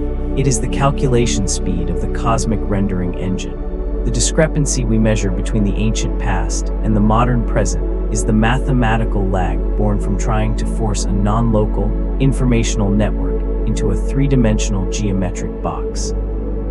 The metric of spacetime is cracking because it cannot contain the sheer density of the data we are forcing it to display. If the metric of spacetime is cracking under the weight of its own computational lag, we must ask the ultimate question that every programmer faces when looking at an executing piece of software. What is the underlying code actually made of? What is the programming language of the cosmos?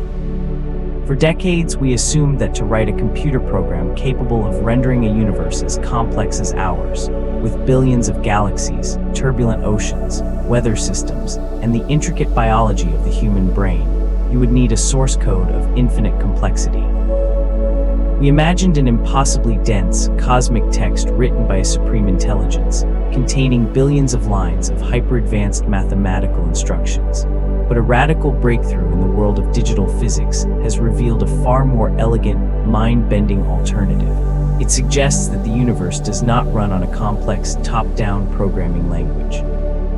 Instead, the entire cosmos might be generating itself out of a single, blindingly simple rule, repeating across an infinite digital canvas. This concept is rooted in the study of cellular automata, pioneered by mathematical visionaries like John von Neumann, and expanded into a sweeping theory of physics by Stephen Wolfram in his monumental work, A New Kind of Science.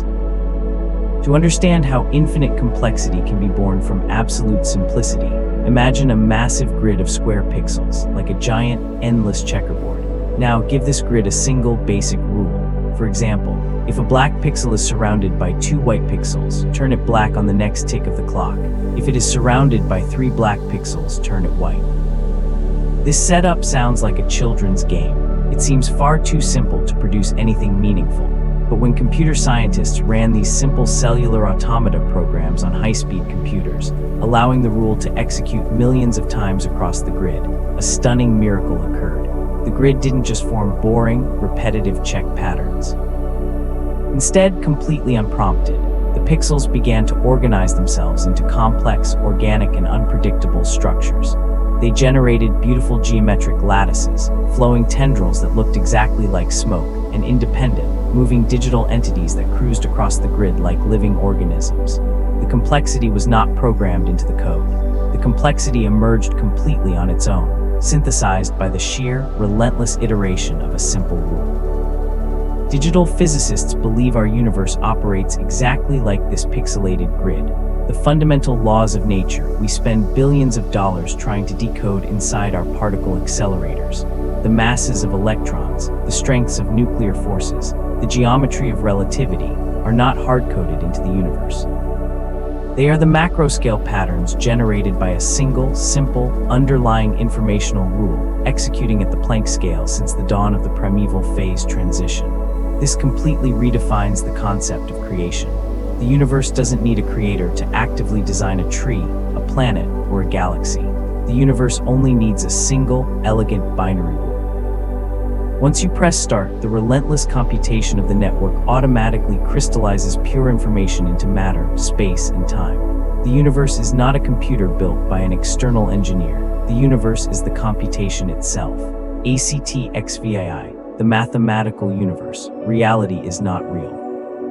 This brings us to the final, most radical precipice of modern science. If the universe is a self-generating computation, and matter is just an illusion born from the macro-scale patterns of an underlying code, it leaves us with an existential paradox that threatens to collapse our entire concept of existence. If you strip away the icons of space and time, and you peel back the layers of information down to the absolute bottom of the cosmic architecture, what is the information made of? What is the physical substance holding the bits and bytes of the universe? The emerging answer from the world's most daring theoretical physicists, including Max Tegmark at MIT, is a realization that sounds less like physics and more like pure mathematical sorcery. The information is not made of anything physical. There is no physical substrate. There are no tiny, solid digital chips sitting underneath the universe holding the code. The code is completely disembodied. The universe is not described by mathematics. The universe is mathematics. Think about how human beings have traditionally viewed the relationship between math and reality. For centuries, we believed that math was just a useful tool, a language invented by the human brain to describe a real, physical world existing out there. We used the math of a parabola to describe the flight of a baseball. We used the math of geometry to describe the shape of a pyramid. We assumed the baseball and the pyramid were the real physical objects, and the math was just a ghost, an abstract description floating in our minds. But as quantum physics pushed deeper into the atom, looking for the solid stuff that makes up the baseball and the pyramid, the physical stuff completely vanished. When you look at an electron, what is it actually made of? Does it have a physical surface? Does it have a color, a texture, or a smell? No, an electron possesses only three fundamental properties: mass, charge, and spin. And what are mass, charge, and spin? They are purely mathematical numbers. An electron is nothing more than a localized packet of mathematical values. It has no physical interior. Tegmark pioneered what is known as the mathematical universe hypothesis. He argues that we have the hierarchy completely backward. The abstract mathematical structures are not ghosts floating inside our human minds. Our human minds and the entire physical universe we perceive are icons existing inside a massive, self-sustaining mathematical structure. To understand how profound this shift is, imagine a number. Think of the number 7. Where does the number 7 lie? Is it sitting in a specific room in Paris? Can you dig it out of the ground? Can you smash it with a hammer? No. The number 7 is completely timeless, placeless, and indestructible. It exists as an absolute, eternal mathematical truth. Even if our physical universe were completely wiped out, the mathematical relationships between numbers would remain completely unchanged. The mathematical universe hypothesis claims that our entire world is exactly like the number 7. We are a highly complex, self-aware geometric relation, existing within an infinite, eternal landscape of pure mathematical equations. The reason the room you are sitting in feels so solid, and the reason your heart beats and your lungs breathe, is not because you are made of real, physical meat and stone. It is because you are a mathematical subsystem inside a larger mathematical system, and the internal relations between the equations produce the subjective sensation of texture, mass, and time. Solidness is just the mathematical compatibility between two equations. Touch is just the algebraic friction of two geometric structures intersecting. This is the ultimate, absolute death of materialism. There is no matter. There is no physical substrate. There is no cosmic hard drive made of metal and silicon rendering our reality from the outside. The universe is a pure, self-contained monument of mathematical symmetry. It is a thought without a thinker, a code without a computer, a beautiful, infinite geometric jewel floating in the absolute void of eternity. And inside this grand mathematical architecture, your life is not a meaningless accident. You are a specific, localized fragment of that eternal geometry that has developed the capacity to look around and marvel at its own symmetry. You are the math waking up to calculate itself. If reality is an eternal mathematical structure with no physical substrate, it fundamentally upends our oldest strategy for understanding the world: reductionism. For 3,000 years, human intelligence operated under a simple premise. To understand something complex, you must break it down into its smallest components. We broke the body into cells, cells into DNA, DNA into atoms, and atoms into quarks. We assumed that at the very bottom of the cosmic staircase, we would find a single, ultimate, fundamental building block, a master pixel from which everything else is constructed. But when you strip away space-time and view the universe as a pure network of information, this bottom-up hierarchy completely collapses. We hit a conceptual barrier that defies all classical logic, the bootstrap principle. Pioneered by theoretical physicist Geoffrey Chew in the 1960s, the bootstrap hypothesis suggests that nature contains absolutely no fundamental building blocks whatsoever. In an informational universe, no single particle has a privileged status as a basic component. Instead, every particle is entirely generated by the interactions of all the other particles. The universe is pulling itself up by its own bootstraps. Think about how a dictionary works. If you look up the definition of the word space, the dictionary defines it using other words. If you look up those words, they are defined by even more words. The entire dictionary is a closed, self-referential web of symbols. No single word is the fundamental word that gives meaning to all the others. Meaning only emerges from the collective relationships of the entire vocabulary. The quantum world works exactly like that dictionary. An electron is not a solid object. It is a mathematical relationship defined by how it interacts with a photon. A photon is defined by how it interacts with a quark. If you try to isolate a single particle to see what it is made of on its own, you find absolutely nothing. It evaporates. It only gains reality when it is embedded within the network. This realization leads to a profound shift in how we view the stability of our world. The reason the universe doesn't collapse into a cloud of random digital noise is not because it is anchored by a heavy, solid foundation of indestructible matter at the bottom. The universe is stable because it is a logically self-consistent loop. The laws of physics are the way they are because they are the only mathematical configuration that can successfully close the loop without producing a logical contradiction. We are not living in a house built on stone. We are living in an architectural monument made of interlocking arches, where every single stone holds up every other stone simultaneously. If you remove a single particle, the entire cosmic grammar collapses. The universe is a single, indivisible, self-defining thought. ACTXIX, the cosmic firewall and the code sanitizer. If the universe is a closed, self-referential loop of information, generating the illusion of space and time, it implies that the cosmic processing engine must possess strict security protocols. In computer engineering, when a program runs a calculation that divides by zero or encounters an infinite loop, it creates a system-ending error. To protect the system, the operating system deploys a code sanitizer, or a firewall to isolate and overwrite the corrupted data before it spreads. Physicists have recently realized that our universe contains physical firewalls designed to do exactly this.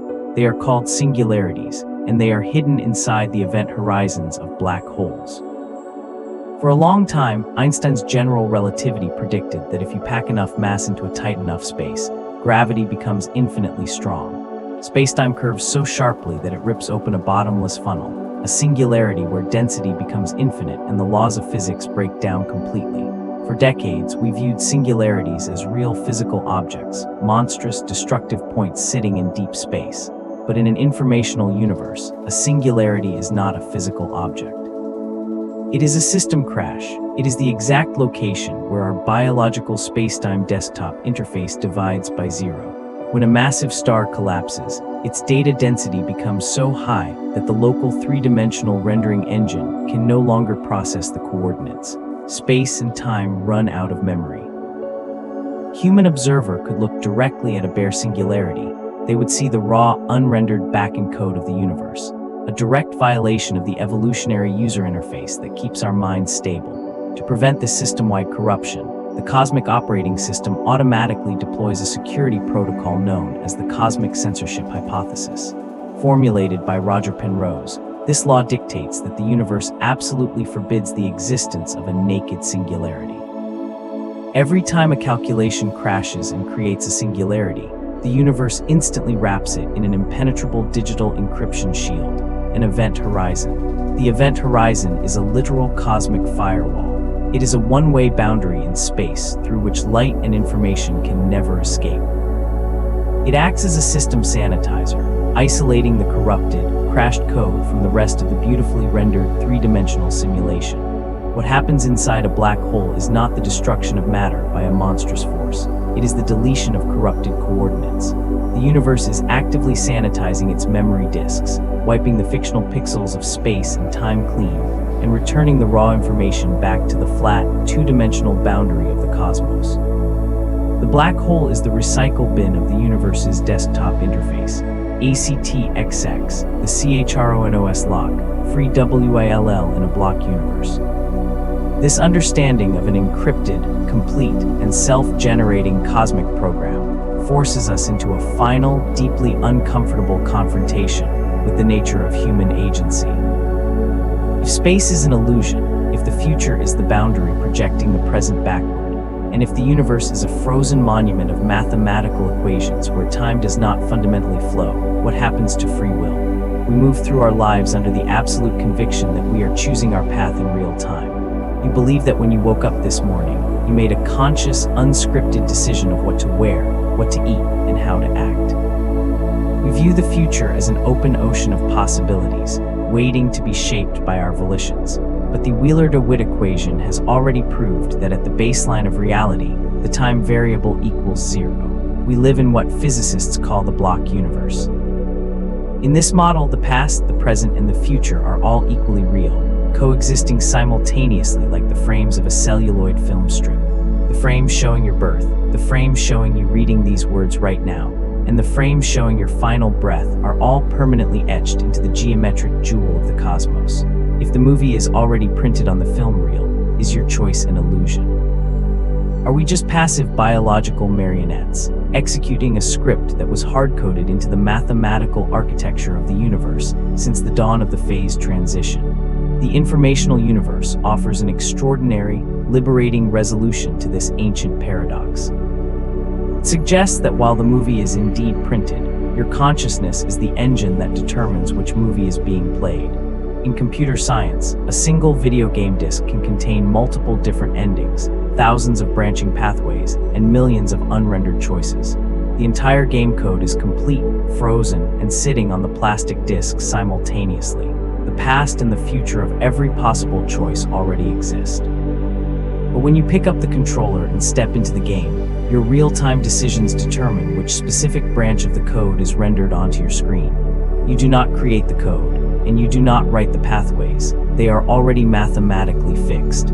But your active participation determines which pathway becomes your reality. Quantum mechanics operates exactly like that branching game code. Through the mechanism of the many worlds interpretation, pioneered by Hugh Everett, the universe does not possess a single, lonely timeline. Every time a quantum bit faces a yes or no choice, the mathematical structure of the cosmos splits into an infinite landscape of branching possibilities, a massive multiverse of parallel equations. Your free will is not a magical force that breaks the deterministic laws of physics. Your free will is a directional pointer. Your consciousness is the steering wheel navigating the infinite mathematical landscape. You do not change the script of the cosmos, you select the frame. Every thought you think, every choice you make, and every intention you hold is a mathematical filter. You are actively filtering the boundless sea of pure quantum information, rendering a specific, localized timeline out of the infinite multiverse. The future is not an unwritten blank slate, and it is not a rigid tyrannical trap. The future is an infinite library of completed books, and your conscious awareness is the reader choosing which story to bring to life. If our universe is a self-generating mathematical computation, running on an elegant, microscopic binary rule, it forces us to look closer at the most haunting numbers in modern science, the fundamental constants of nature. Throughout history, physicists have discovered specific numbers that appear to be hard-coded into the very fabric of the cosmos. Speed of light $c, the Planck constant h$, the gravitational constant g$, and the mass of an electron. These numbers are completely arbitrary. They cannot be calculated from any existing theory. We simply have to measure them in our laboratories and plug them into our equations. But when cosmologists looked at these numbers, they realized something terrifying. The constants of nature are dialed in with an impossible microscopic precision. This is known as the fine-tuning problem. Take, for example, the strong nuclear force, the mathematical value that holds quarks together inside an atom. If this constant were changed by a mere 1% in either direction, stars would never have been able to fuse hydrogen into carbon and oxygen. The universe would be entirely filled with nothing but cold, dead hydrogen gas, and life would be completely impossible. Even more staggering is the cosmological constant, the raw density of dark energy driving the expansion of space. If this number were altered by just 1 part in 10 to the power of 120, the universe would have either ripped itself apart so violently that galaxies could never form, or collapsed back into a single point fractions of a second after the Big Bang. For decades, materialist science could only offer 2 deeply unsatisfying explanations for this impossible luck. Either the universe was designed by an anthropomorphic creator who manually tweaked the dials, or we live in a sprawling, infinite multiverse containing billions of random universes, and we just happened to drop into the one lottery ticket that allowed us to exist. The informational model reveals a far more elegant mechanical truth. The constants of nature are not random choices. They are the compile-time parameters of the universe's rendering engine. Think about what happens when a programmer writes a physics engine for a complex 3-dimensional video game. Before they boot up the simulation, they must define a few core mathematical values inside the code. They must set the maximum speed at which objects can move across the screen, so the processor can keep up. They must define the strength of gravity so characters don't float away or get crushed into the floor. they must set the pixel resolution of the screen. If the programmer alters those parameters by even a fraction of a percent, the game's code will instantly glitch. The textures will stretch unnaturally, the collision detection will fail, the frame rate will drop to 0, and the entire simulation will crash. The constants of our universe are fine-tuned for life because they are the only mathematical values that allow the cosmic software to execute self-consistently. The speed of light is not a physical velocity. It is the clock rate of the universe's central processing unit. The Planck length is not a physical distance. It is the size of a single byte of memory. The universe is not an accidental lottery winner. It is a perfectly optimized, self-correcting mathematical program whose constants are dictated by the absolute laws of logical consistency. ACTXXII, QBISM, and the participatory mirror. This understanding that the universe behaves like an executing piece of optimized software brings us to a radical reinterpretation of the strangest feature of quantum mechanics, the collapse of the wave function. For 100 years, the orthodox interpretation of quantum physics claimed that a particle like an electron doesn't exist in a specific place until a human observer looks at it. Before measurement, the electron exists as a mathematical wave of probabilities, sitting in a ghostly state of superposition, being everywhere and nowhere at the same time. The act of observation is what forces the wave to collapse into a solid particle. This interpretation drove Albert Einstein to absolute madness.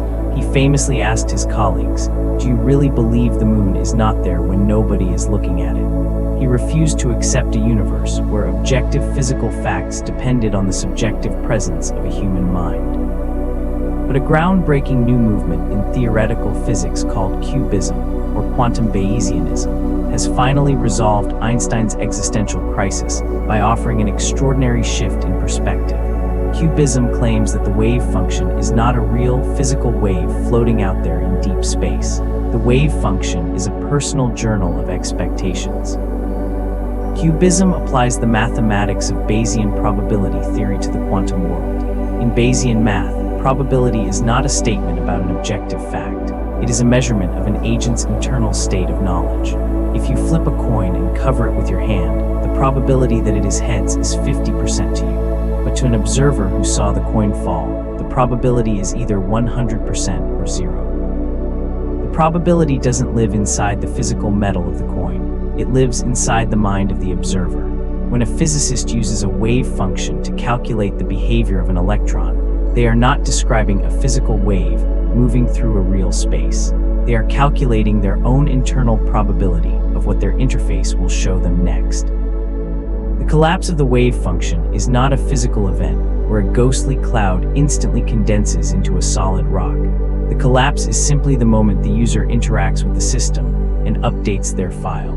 It is the click of the mouse that opens the blue icon on the desktop screen. This completely dissolves the ancient boundary between the subjective mind and the objective world. Reality is not an independent machine running outside your window, and it is not a subjective hallucination happening entirely inside your brain. Reality is a participatory mirror. The universe is a boundless sea of pure mathematical potential. The moment your consciousness interacts with that potential, you are not discovering a pre-existing fact. You are executing a calculation. You are updating the cosmic ledger. The moon is there when nobody is looking, but it doesn't exist as a physical rock made of solid matter.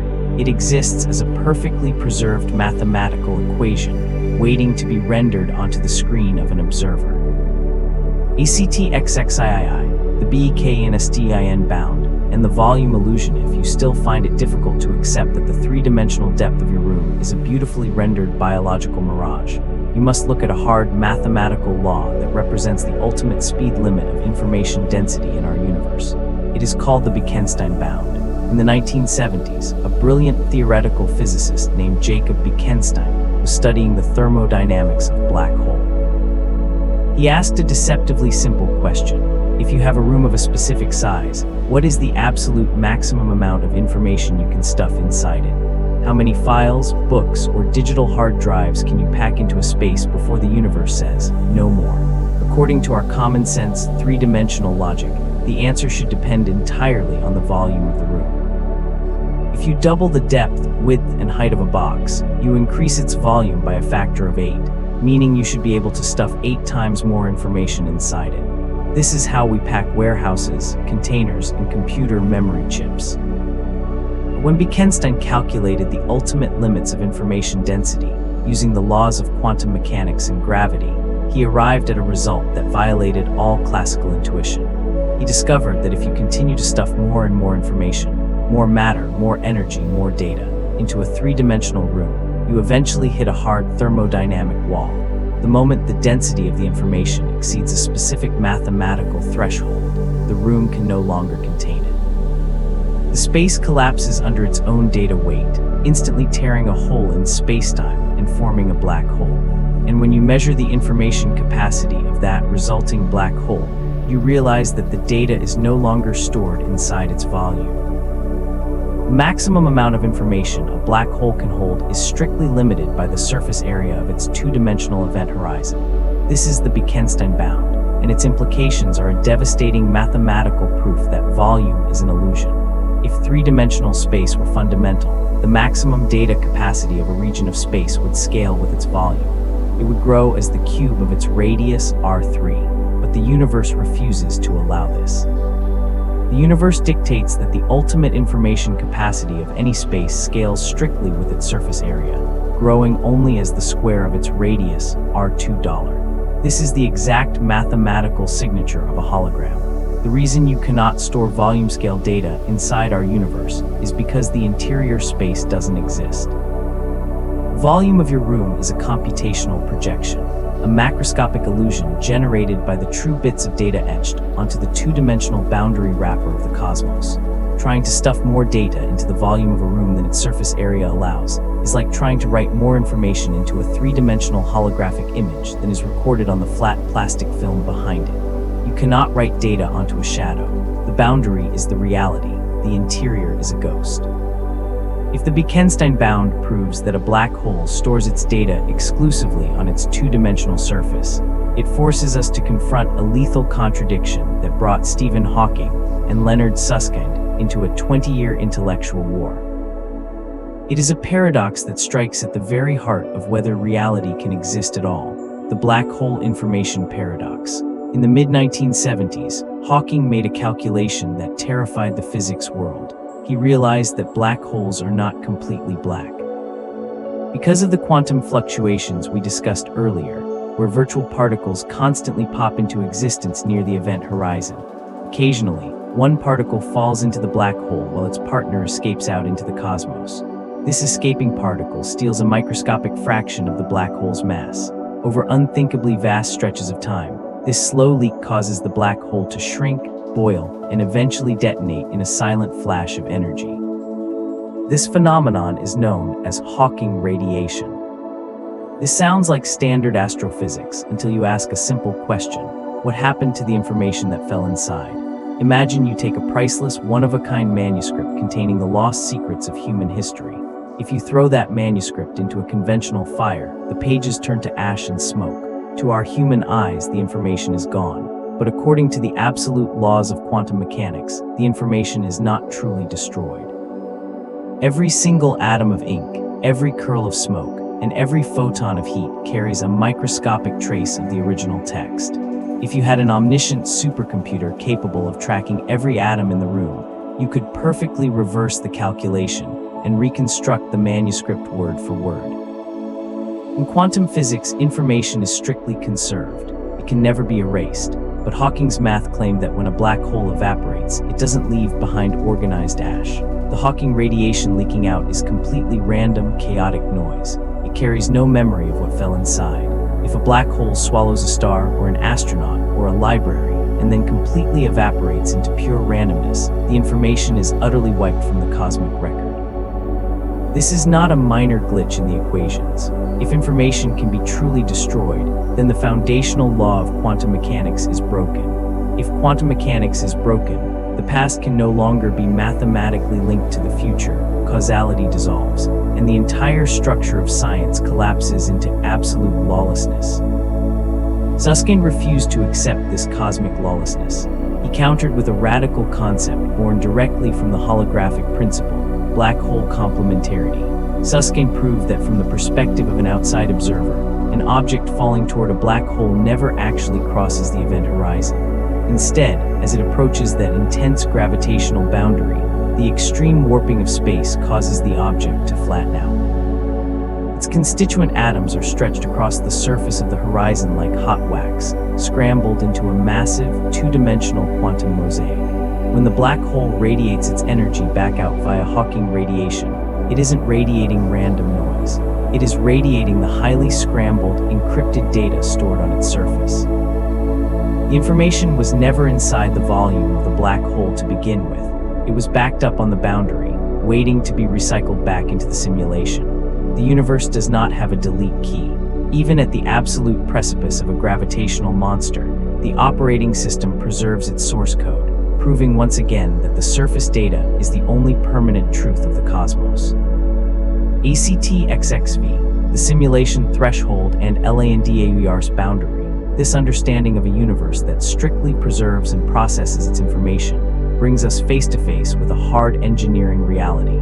If our universe is a computational engine running on a flat holographic boundary, it must consume resources. It must obey the fundamental laws of information thermodynamics. In 1961, a physicist named Rolf Landauer discovered a profound, universal link between abstract data and real-world energy.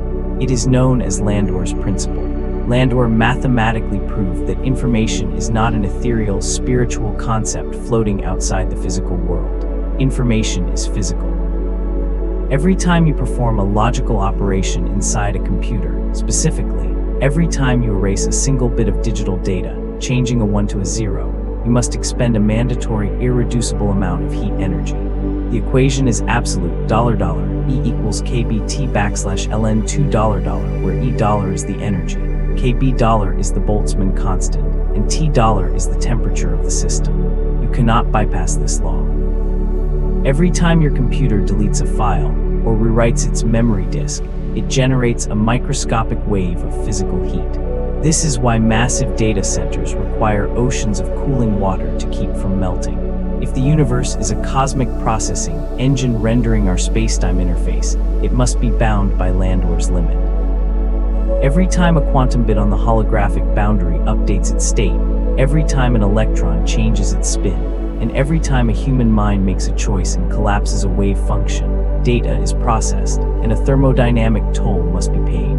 This provides an extraordinary solution to another massive mystery in physics: why the universe possesses a maximum possible temperature, known as the Planck temperature. Mainstream science treats the Planck temperature, 1032 Kelvin, as a theoretical mathematical limit where general relativity breaks down. But through the lens of digital physics, the Planck temperature is not a heat limit at all. It is the thermal throttling threshold of the cosmic motherboard. If the data processing rate of the quantum gravity network were to accelerate past that threshold, the Landauer heat generated by the continuous erasure and updating of quantum bits would exceed the system's structural capacity. The universe doesn't get hotter because it can't. The speed limit of heat is the processing limit of the code. Empty space doesn't cook us because the vacuum fluctuations are not chaotic, random energy explosions. They are the idle background cycles of the cosmic operating system, perfectly optimized to minimize Landauer heat generation while maintaining the stability of the error-correcting codes. We are living inside an ecosystem of computational perfection. ACT-XXVI, the silent orientation, a new answer to the cosmic void. We must now zoom out from the subatomic pixels and look at the colossally quiet night sky. If the universe is an optimized, self-generating computational matrix, it forces a radical reinterpretation of the most haunting silence in human history, the Fermi paradox. For nearly a century, humanity has possessed the technology to listen for signals from distant stars. We look out at a galaxy containing hundreds of billions of planets, many of them billions of years older than Earth. According to standard statistical probability, the universe should be screaming with life. It should be crowded with galactic empires, massive physical structures, and radio signals crossing the void. Yet, as we stare into the deep silence of space, we find absolutely nothing. No signals, no Dyson spheres, no alien armadas. Mainstream science looks at this void with deep anxiety, assuming that life must be incredibly rare, or that advanced civilizations inevitably destroy themselves through nuclear war or climate collapse before they can expand into the stars. We view the cosmic silence as a sign of death. Informational Universe offers a completely different, breathtakingly elegant alternative. The silence is not a sign of death, it is a sign of ultimate optimization. Our current models of space exploration are based on a primitive materialist assumption. We imagine that an advanced civilization's ultimate destiny is to build giant metal starships, travel across light years of physical space, mine planets for raw minerals, and physically occupy more volume inside the three-dimensional room. We assume that progress means expanding outward across the desktop interface. But what happens when a civilization becomes intelligent enough to discover the math we are discussing right now? What happens when they realize that three-dimensional space is an inefficient, resource-heavy biological illusion? They stop expanding outward. They begin to optimize inward. If you want to maximize the computation, memory, and experience of a civilization, traveling across billions of light years of physical space is the worst possible strategy. It requires an absurd expenditure of raw matter and energy, and you are trapped by the crushing lag of the cosmic clock speed, the speed of light. An advanced civilization wouldn't build a galactic empire across the fictional pixels of space. Instead, they would use their technology to drop beneath the floorboards of reality. They would master the quantum error-correcting codes, step past the evolutionary user interface, and migrate their entire consciousness directly into the non-local, timeless quantum substrate. They don't build Dyson spheres out of solid rock and iron, because they can engineer entirely new mathematical dimensions out of pure information. They don't broadcast radio signals across the physical void, because radio waves are a clunky, localized artifact of the interface. Instead, they communicate instantly across the cosmos through the seamless, non-local web of quantum entanglement. The universe is not an empty, dead desert. The universe is absolutely teeming with hyper-advanced cosmic life. We cannot see them because we are looking for them inside the simulation, searching for footprints in a shadow play. They haven't left us behind. They have left the interface behind. The cosmic silence is the ultimate testament to a universe that has successfully woken up, graduated from the cradle of space and time, and returned to the eternal source code of existence. If the universe is a self-sustaining mathematical computation that cannot delete its data, it forces us to look past what we traditionally consider the absolute end of our timeline. In standard astronomy, the fate of an accelerating de Sitter universe is a bleak, lonely tragedy known as the Big Freeze. Over trillions of years, stars will burn through their nuclear fuel and go dark. Galaxies will drift so far apart that their light can no longer bridge the void. Black holes will swallow the remaining cold matter of the cosmos, only to slowly evaporate via Hawking radiation over unimaginable timescales. Eventually, the universe will become an infinitely large, infinitely cold, empty ocean of lonely stray photons of light drifting through a featureless void. Time, for all practical purposes, stops. The battery of reality runs out. But Sir Roger Penrose discovered a mind-bending geometric loophole in this dead end, a theory known as conformal cyclic cosmology. Penrose realized that when the universe reaches this ultimate state of absolute emptiness, a bizarre mathematical transformation occurs. In a universe containing nothing but photons of light, there is no mass. And as we established earlier through twistor theory, particles of light do not experience space or time. To a photon, there is no scale, no size, no clock, and no yardstick. If you have a universe with absolutely no mass, the concepts of infinitely large and infinitely small become completely identical. Without a physical ruler to measure the distance between two photons, a universe that has expanded to the size of trillions of light years becomes mathematically indistinguishable from a universe compressed into an infinitely small, hyperdense point. The infinite future of a dead universe is geometrically conformal to the Big Bang of a brand new universe. In the language of information theory, the Big Freeze is not a death, it is a system flush. When the cosmic computation reaches maximum entropy, when all information is completely scrambled, and every coordinate has faded into scale-invariant light, the memory buffer of the interface resets to zero. The operating system cannot crash into a permanent vacuum, because the vacuum itself possesses the exact geometric symmetry required to initialize a new runtime environment. The Big Bang did not happen once, 13.8 billion years ago. It is a recurring initialization sequence. Our universe is merely a single eon in an infinite, beginningless, endless chain of cosmic cycles. The end of our software's execution is the literal trigger that presses the restart button, launching a new iteration of the self-generating code out of the ashes of the old. ACTXXVII, the HOLONOMIC brain, the inside-out projector. This realization that the cosmos is a self-referential loop, where the infinite future births the infinite past, brings us back to the most intimate mystery of our interface, how our physical brains manage to read this holographic data. If the universe is a flat, two-dimensional code projected into a three-dimensional illusion, then the instrument doing the observing cannot be a simple meat computer operating on local wiring. To read a hologram, you need a holographic reader.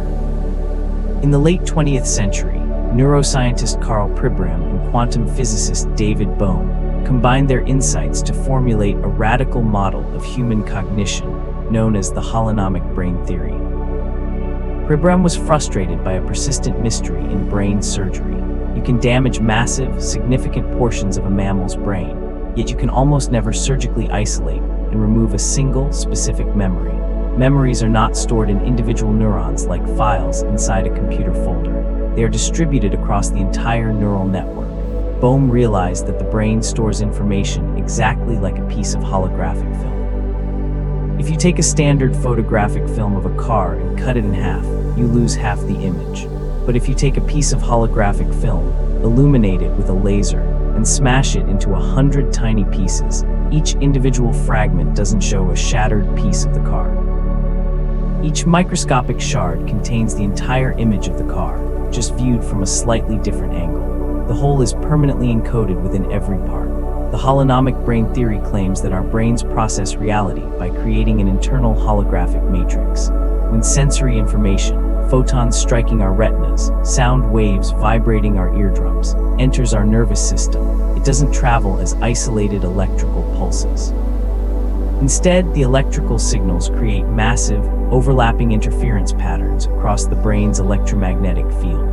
The brain is an acoustic and optical Fourier transformer. It reads the raw, blurred, frequency domain wave information of the universe and translates it into the crisp, spatial domain icons we see as solid objects. This means that the separation between the observer and the observed is a complete illusion. Your brain doesn't look out at a pre-existing physical world and create a mental copy of it inside your skull. Your brain is the interference pattern. The physical universe is the macro-hologram, and your mind is a micro-hologram reading it from the inside out. Every single human consciousness contains a localized compression archive of the entire cosmic code. You do not look at the universe. The universe is looking into a mirror, using your brain as the lens to experience its own mathematical depth. ACTXXIX, the conscious multiverse and the selection code. If each individual mind is a holographic node containing the entire code of the cosmos, it forces a revolutionary reassessment of the many worlds interpretation of quantum mechanics. When Hugh Everett proved that the mathematics of quantum mechanics describe a universe that continuously splits into parallel timelines every time a particle faces a choice, we pictured a terrifyingly bloated multiverse. We imagined billions of physical alternative Earths instantly spawning out of nothing, filling an infinite cosmic space with endless variations of our lives.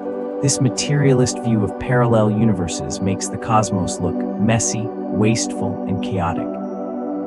Once you throw out the illusion of physical space and view the multiverse through the lens of information theory, the bloated infinity collapses into an elegant data architecture. The multiverse is not a sprawling collection of physical planets drifting in a megaspace. The multiverse is a single, infinite, uncollapsed quantum database. It is a vast, multi-dimensional spreadsheet containing every possible mathematical relation, every possible timeline, and every possible variation of the code. All of it exists simultaneously as an unrendered cloud of probability. Parallel worlds don't require physical space to occupy because they don't possess physical substance until they are accessed by a user. Think about how an interactive digital map works. The server holds the data for every single street, building, and coordinate on Earth simultaneously. The entire globe exists as unrendered data inside the database, but your phone screen only displays the specific coordinates you are currently searching for. The other millions of streets aren't physically rendering in your pocket, wasting processing power. They remain as silent mathematical values until called upon. Your conscious awareness operates as the cosmic query language. When you make a choice, when you direct your attention, and when you alter your internal state of knowledge, you are changing the parameters of the filter. You are not physically creating a new universe or destroying an old one. You are simply changing the coordinate of the rendering engine. The alternative timelines are not distant physical places you can travel to in a starship. They are adjacent files in the database, separated from your current reality by nothing more than a change in your quantum state. The multiverse is not a chaotic wilderness of parallel rocks. It is a beautifully organized library of infinite thoughts, and consciousness is the silent librarian turning the pages, determining which story steps out of the math and into the light of experience. If the fabric of spacetime is a biological interface and coordinates are an evolutionary illusion, we must examine how this illusion has crippled our ability to do fundamental physics. For 70 years, the absolute gold standard for calculating the behavior of the universe was a tool invented by Richard Feynman, the Feynman diagram. Imagine two subatomic particles, like two gluons, screaming toward each other inside a particle accelerator, colliding and shattering into a spray of new particles. To calculate the probability of this collision happening, Feynman showed that you have to map out every single possible way these particles could interact through space and time. They could exchange a virtual photon, split apart, recombine, or loop backward in time. For a simple collision involving just a few gluons, the math is a total nightmare. The calculation requires physicists to write down thousands of massive, highly complex algebraic equations, filling hundreds of pages of scratch paper. It takes supercomputers weeks to solve a single interaction. Why is the math so absurdly difficult? Because Feynman's method forces the calculation to obey two strict, unyielding laws of spacetime. Locality: things can only interact if they are right next to each other in space and time, and unitarity: the probabilities of all possible outcomes must add up to exactly 100%. But in 2013, a brilliant theoretical physicist named Nima Arkani-Haim, sitting at the Institute for Advanced Study in Princeton, made a discovery that completely bypassed Feynman's legacy. He realized that the math is only difficult because we are forcing it to live inside the fictional box of space and time. Arkani-Haim and his team discovered a multidimensional, geometric object existing entirely outside of spacetime. They named it the amplituhedron. The amplituhedron is a jewel-like geometric structure whose facets and vertices are defined not by physical coordinates, but by pure mathematical values. It does not exist in 3 dimensions. Its dimensionality scales with the number of particles involved in the collision. When you want to calculate the probability of a particle collision, you no longer need to write down thousands of pages of Feynman equations, tracking virtual particles through space and time. Instead, you simply calculate the geometric volume of this timeless jewel. The volume of the amplituhedron is perfectly identical to the scattering amplitude of the particles. Let the reality of this discovery settle in. Spacetime and quantum mechanics are completely absent from the amplituhedron calculation. The concept of locality is gone. The concept of unitarity is gone. Yet, the jewel yields the exact correct physical answer every single time. The amplituhedron is a definitive proof that space and time are not the fundamental bedrock of the universe. They are the secondary, emergent properties cast by a higher dimensional geometric master jewel. The messy, infinite-looking physics equations we have been struggling with for a century are merely the distorted, 3-dimensional shadows of a perfect mathematical object floating in the absolute void of eternity. We have been trying to understand a diamond by tracing the patterns of its reflection on a dirty wall. ACTXXXI, the Ryutakoanagi bridge, counting the threads if the amplituhedron proves that physical interactions are just the shadows of a timeless geometric jewel. It leaves us with an urgent mechanical question. What is the exact conversion rate between the abstract data of the code and the physical size of our world? How do bits of information transform into centimeters of distance? In 2006, two brilliant Japanese physicists, Shinsei Ryu and Tadashi Takanagi, published a single mathematical formula that provided the Rosetta Stone for the universe's architecture. It is known as the Ryu-Takanagi formula. To understand their insight, we must look at a concept called entanglement entropy. Imagine you have a region of space inside our universe. Let's call it region A, and it is surrounded by the rest of the cosmos. Region B, because of the quantum nature of reality, the particles inside region A are deeply entangled with the particles outside in region B. The measurement of this interconnectedness is called entanglement entropy. It is a literal count of how many invisible quantum threads are linking the inside of that space to the outside. Ryu and Takanagi looked at Juan Maldacén's holographic universe model and applied this concept to the relationship between the flat boundary code and the three-dimensional interior bulk. They discovered that if you want to know the exact amount of quantum entanglement between two zones on the flat two-dimensional boundary, you don't look at the boundary at all. Instead, you drop down into the three-dimensional interior universe and calculate the area of a minimal surface, a geometric bubble that stretches like a soap film from one zone to the other. The formula is elegant and absolute. $SA equals \frac text area \gamma a 4gn $, where S a dollar is the entanglement entropy on the flat boundary, \text area \gamma a $, is the area of the minimal geometric surface stretching into the three-dimensional interior, and $gn is Newton's gravitational constant. This simple equation is a conceptual earthquake. It tells us that the physical area of a surface in our world is not an independent property of matter. Area is the literal manifestation of quantum entanglement. If you have a room that measures 10 feet across, it is not because there is an absolute grid of empty space holding the walls apart. It is because there are precisely enough entangled bits of data on the boundary of the universe to calculate a 10-foot geometric surface. If you decrease the amount of quantum entanglement between the particles of our universe, the minimal surface area shrinks. If you cut the entanglement completely, the area drops to zero. The walls of your room wouldn't smash together. The space between them would simply cease to be calculated.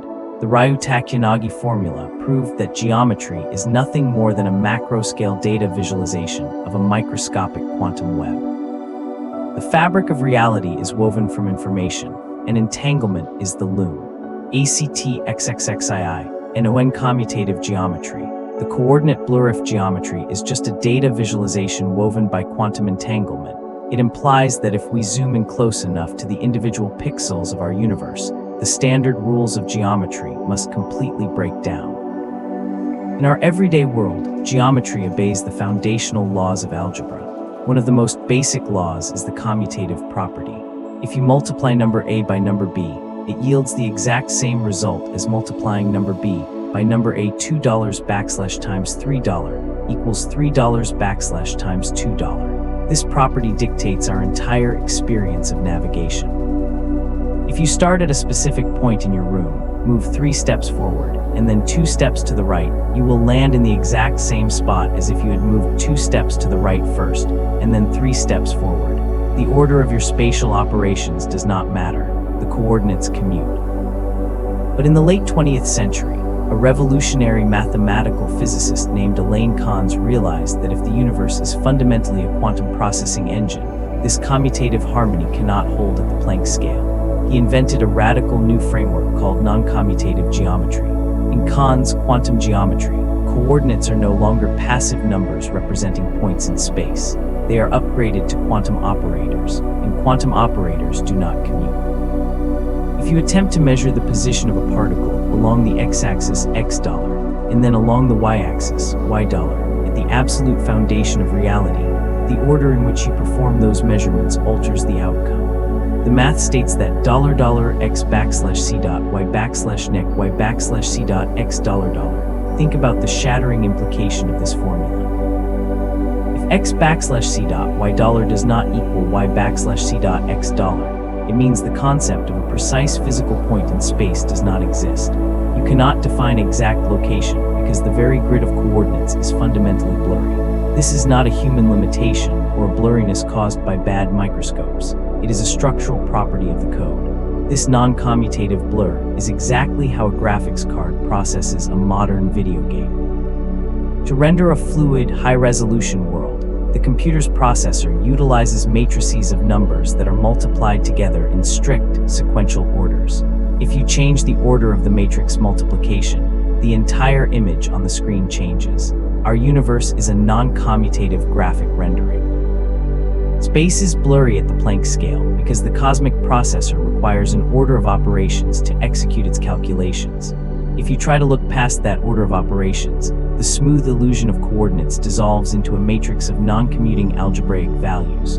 You are staring directly at the raw, unrendered pixels of the cosmic graphics card, where here and there are nothing more than a sequence of software commands.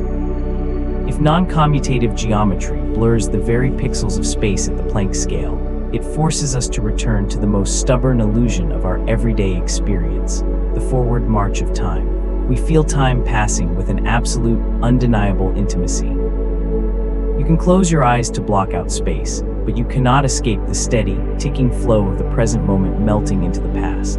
For a century, physics has lived with a dark, unresolved schism. Einstein proved that time is relative, a flexible dimension woven into space.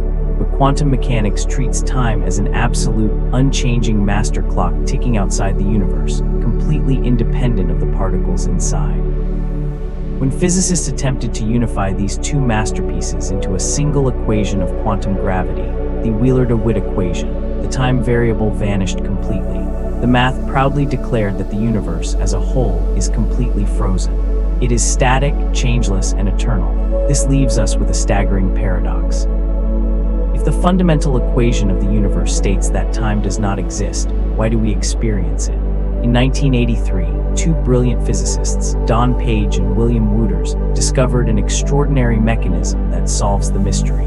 They proved that time is not a fundamental property of the cosmos. Time is an emergent side effect of quantum entanglement. To understand the Page-Wouters mechanism, imagine the entire universe viewed from the outside by a hypothetical observer sitting completely external to our system. From this global perspective, the universe is in a giant quantum superposition, a state where all possibilities exist at once.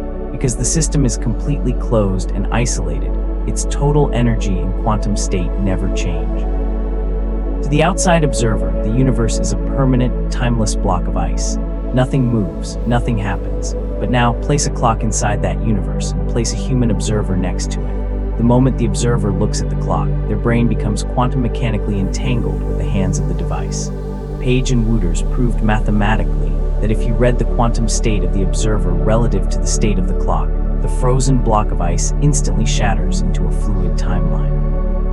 As the clock state changes, the observer's state changes in perfect synchronization. Time does not pass for the universe as a whole. Time only exists for an observer who is trapped inside the system and entangled with a clock.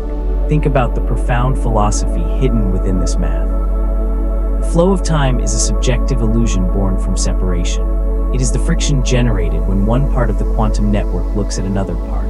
The past is not a distant country we left behind, and the future is not a place we are traveling toward. They are the mathematical coordinates of our entanglement. We are the clocks, we are the gears, and the steady tick of our lives is nothing more than the cosmic software updating its files relative to our point of view. ACT XXXIV, the HOPPY code, the self-healing fabric of space. If time is an illusion born from internal entanglement, it implies that the three-dimensional space we navigate must possess an incredible high-tech resilience. Think about the physical world around you. If you slice through the air with your hand, the space doesn't rip. If a star explodes, the fabric of spacetime warps, but it doesn't shatter into loose threads. Space behaves like an incredibly robust, self-healing material. For decades, string theorists couldn't understand how a flat, two-dimensional quantum code on the boundary of the universe could project a stable, continuous three-dimensional world without constantly glitching. If a single bit of data on the boundary were corrupted or lost, wouldn't a massive chunk of our physical reality instantly evaporate? The answer arrived in 2015 when a dream team of quantum computing experts, Ahmed Almeri, Zidong, Daniel Harlow, John Perskill, and Benny Yashida, published a paper that shook modern physics. They realized that the holographic principle is not just a loose philosophical metaphor. The universe is running a literal quantum error-correcting code. To understand their discovery, look at how we build modern digital technology. When you stream a high-definition movie over a Wi-Fi connection, millions of packets of data are flying through the air. Occasionally, some of those packets are lost or corrupted by background noise. If your computer relied on a simple one-to-one transmission, the video on your screen would constantly freeze or break apart into jagged blocks. To fix this, computer scientists invented error-correcting codes. Instead of storing a single piece of information on a single transistor, the data is broken up, heavily encrypted, and distributed across a massive network of redundant bits. Even if you lose up to half of the physical data packets in transit, the underlying software can automatically reverse the encryption and perfectly reconstruct the original image. The physics team proved that the holographic projection of our universe works exactly like that streaming video. They constructed a specific geometric model made of interlocking tiles, known as the HAPPY-PY code, named after the initials of the author's surnames. In the HAPPY-PY code, the three-dimensional space inside the universe is a physical manifestation of a quantum error-correcting network running on the flat outer boundary. If you take a flashlight and point it at a specific location in our three-dimensional room, that point in space does not depend on a single, isolated coordinate on the boundary. The data for that specific point is heavily encrypted and non-locally distributed across the entire boundary network. This means you can completely destroy large, massive sections of the boundary data, and the three-dimensional space in the interior remains perfectly intact. The cosmic software automatically heals the gaps, reconstructing the physical geometry of our world through the redundancy of its quantum bits. Spacetime is not an empty, passive vacuum. Spacetime is the active, self-correcting output of a cosmic operating system. The solidness of the floor beneath your feet is the mechanical stability of an encryption protocol designed to ensure the simulation can never crash. ACT XXXV, causal diamonds, and the sovereign horizon. This understanding of a self-healing cosmic program forces us to re-examine our relationship with the absolute scales of the cosmos. We naturally look at the universe as a singular, objective arena, a massive, singular room containing billions of galaxies, where we all share the same stage. We assume that if you could zoom out far enough, you would see the entire cosmos sitting as one completed structure. But a profound insight developed by theoretical physicist Raphael Bauss has completely shattered this top-down view of reality. It is known as the causal diamond. Bauss looked at the strict speed limit of the universe, the speed of light, and realized that because information takes time to travel, no single observer can ever see the whole picture. If you stand in a specific location in space, your past is limited to the light that has had enough time to reach your eyes since the beginning of the cosmos. Your future is limited to the regions of space that your light can eventually reach before the accelerating dark energy pulls them away forever. The intersection of your past light cone and your future light cone forms a closed, localized geometric shape, your personal causal diamond. Your causal diamond is the absolute limit of your reality. It is the only region of the cosmos that you can ever interact with, measure, or influence. Anything sitting outside the boundaries of your diamond doesn't just exist in the dark. It is mathematically irrelevant to your universe. It has a zero probability of ever exchanging a single bit of information with you. Bausso applied the holographic principle directly to this localized geometry. He proved that you do not need a massive, mythical boundary sitting at the infinite edge of the universe to project reality. Instead, the holographic code for your world is etched directly onto the surface area of your personal causal horizon, the boundaries of your individual diamond. This completely flips the hierarchy of cosmology. There is no single, objective master universe containing us all. Reality is not a giant, shared stadium. Reality is a patchwork of overlapping, sovereign causal diamonds. Every single conscious observer in the cosmos is wrapped inside their own personal holographic bubble, projecting their own localized version of space and time from their private informational horizon. When you walk across a room to talk to a friend, your two causal diamonds gently slide past each other, intersecting and exchanging code like two smart devices syncing data via Bluetooth. We are not tiny, insignificant insects crawling across a pre-existing cosmic stage. We are the centers of our own personal universes. The horizon of the cosmos is not a distant, unreachable wall in deep space. It is an intimate informational boundary wrapping around your own awareness, calculating the exact geometry of the room you're sitting in right now, tailored exclusively for your experience. If reality is a patchwork of sovereign, personal causal diamonds projecting space and time from individual horizons, it forces us to confront a glaring paradox. If we are all trapped inside our own private holographic bubbles, why do we agree on what the physical world looks like? If you and a friend look at a mountain, you both see the same peak. If you look at a book on a table, it doesn't transform into a cup of coffee when your friend walks into the room. The quantum world is a chaotic, blurry smudge of overlapping probabilities and suppositions. Yet, the macro world we share feels stable, objective, and rigidly cast in concrete. The mechanism that bridges this gap is a profound theory developed by Wojciech Szert at the Los Alamos National Laboratory, known as quantum Darwinism. Szert realized that the environment around us, the sea of air molecules, cosmic microwaves, and trillions of stray photons bouncing around the room right now, is not just passive, empty space. It acts as an aggressive cosmic information sieve. When a quantum object interacts with its environment, a process called decoherence occurs. The environment measures the quantum object. But it doesn't just register the data once. It copies that data millions of times, broadcasting it across the surrounding area like a biological virus replicating its DNA. The law of Poynter states only the most resilient, stable quantum states, called Poynter states, can survive this environmental bombardment without being corrupted. The fragile, ghostly superpositions, where a particle exists in two places at once, are instantly wiped out by the noise. This means that we never actually observe a quantum system directly. Instead, we observe the massive, redundant advertising campaign that the system has broadcasted into the environment. You don't see a tree because your mind has made a direct, unmediated connection with its raw atomic structure.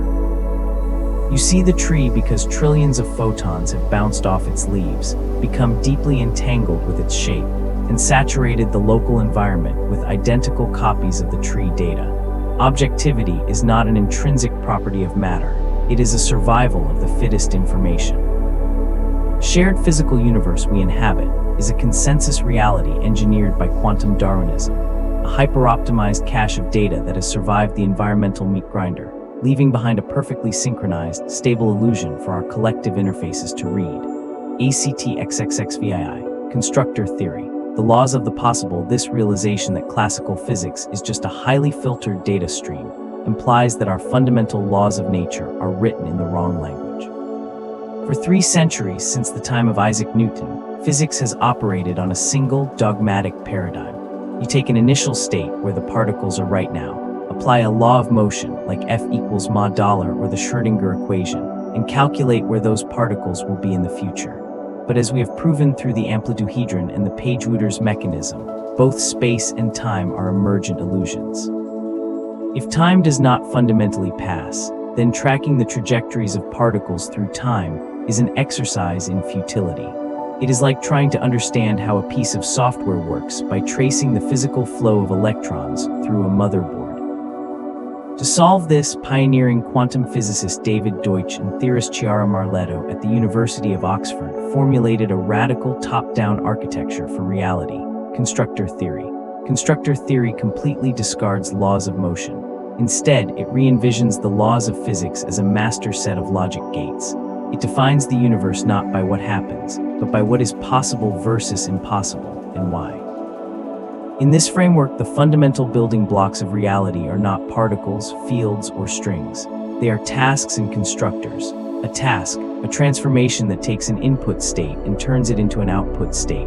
A constructor, any entity that can cause that transformation to happen repeatedly without being permanently altered itself. A catalyst in a chemical reaction is a constructor. A factory robot is a constructor. A line of code in an executable program is a constructor. Input state, task performed by constructor, output state. Constructor theory states that all the messy, complex laws of thermodynamics, relativity, and quantum mechanics can be cleanly derived from basic counterfactual statements about what transformations are allowed by the cosmic operating system. This is the ultimate formulation of physics as pure object-oriented software logic. The universe is not a clockwork machine running down a predetermined track of time. It is an informational substrate of allowable inputs and outputs. Matter and energy are just the raw variables being passed through a cosmic network of logical constraints. If a task is not forbidden by the core encryption of the system, then the code guarantees that a constructor can exist to perform it. We do not live in a world of moving rocks. We live in a world of executable code. ACTXXXVI, the RETROCUSAL feedback loop, coding the past. If the universe is a logical software substrate governed by what is possible, we must look at how our choices in the present moment ripple backward to alter the history of the data itself. If time is an emergent illusion born from internal quantum entanglement, it means the past is not set in stone. The past is an unrendered file in the database, waiting to be finalized by the observer. This mind-bending mechanic was first demonstrated empirically through John Archibald Wheeler's famous delayed choice experiment. Imagine a photon fired from a distant quasar billions of light years away. To reach Earth, the light must pass by a massive intervening galaxy. The gravity of that galaxy acts as a lens, warping space and forcing the photon to make a choice. It can travel around the left side of the galaxy or the right side. According to standard quantum mechanics, until that photon is measured by a detector on Earth, it exists in a superposition of both paths simultaneously. It travels both routes for billions of years as a ghostly wave of probability. Left path / distant quasar galaxy lens Earth detector / right path / Now imagine we set up our telescope on Earth today. If we use a standard camera to take a picture, we can detect which specific side of the galaxy the photon passed through. The moment we look, the wave function collapses, and the photon behaves like a localized particle that took only the left path. But if we adjust our telescope to measure the wave interference pattern of the light instead, the photon behaves as if it took both paths simultaneously. Think about the shattering chronological implication of this experiment. Our measurement choice right now, in the present moment, determines how that photon behaved billions of years ago. We are not just passive historians recording an old, unchangeable past.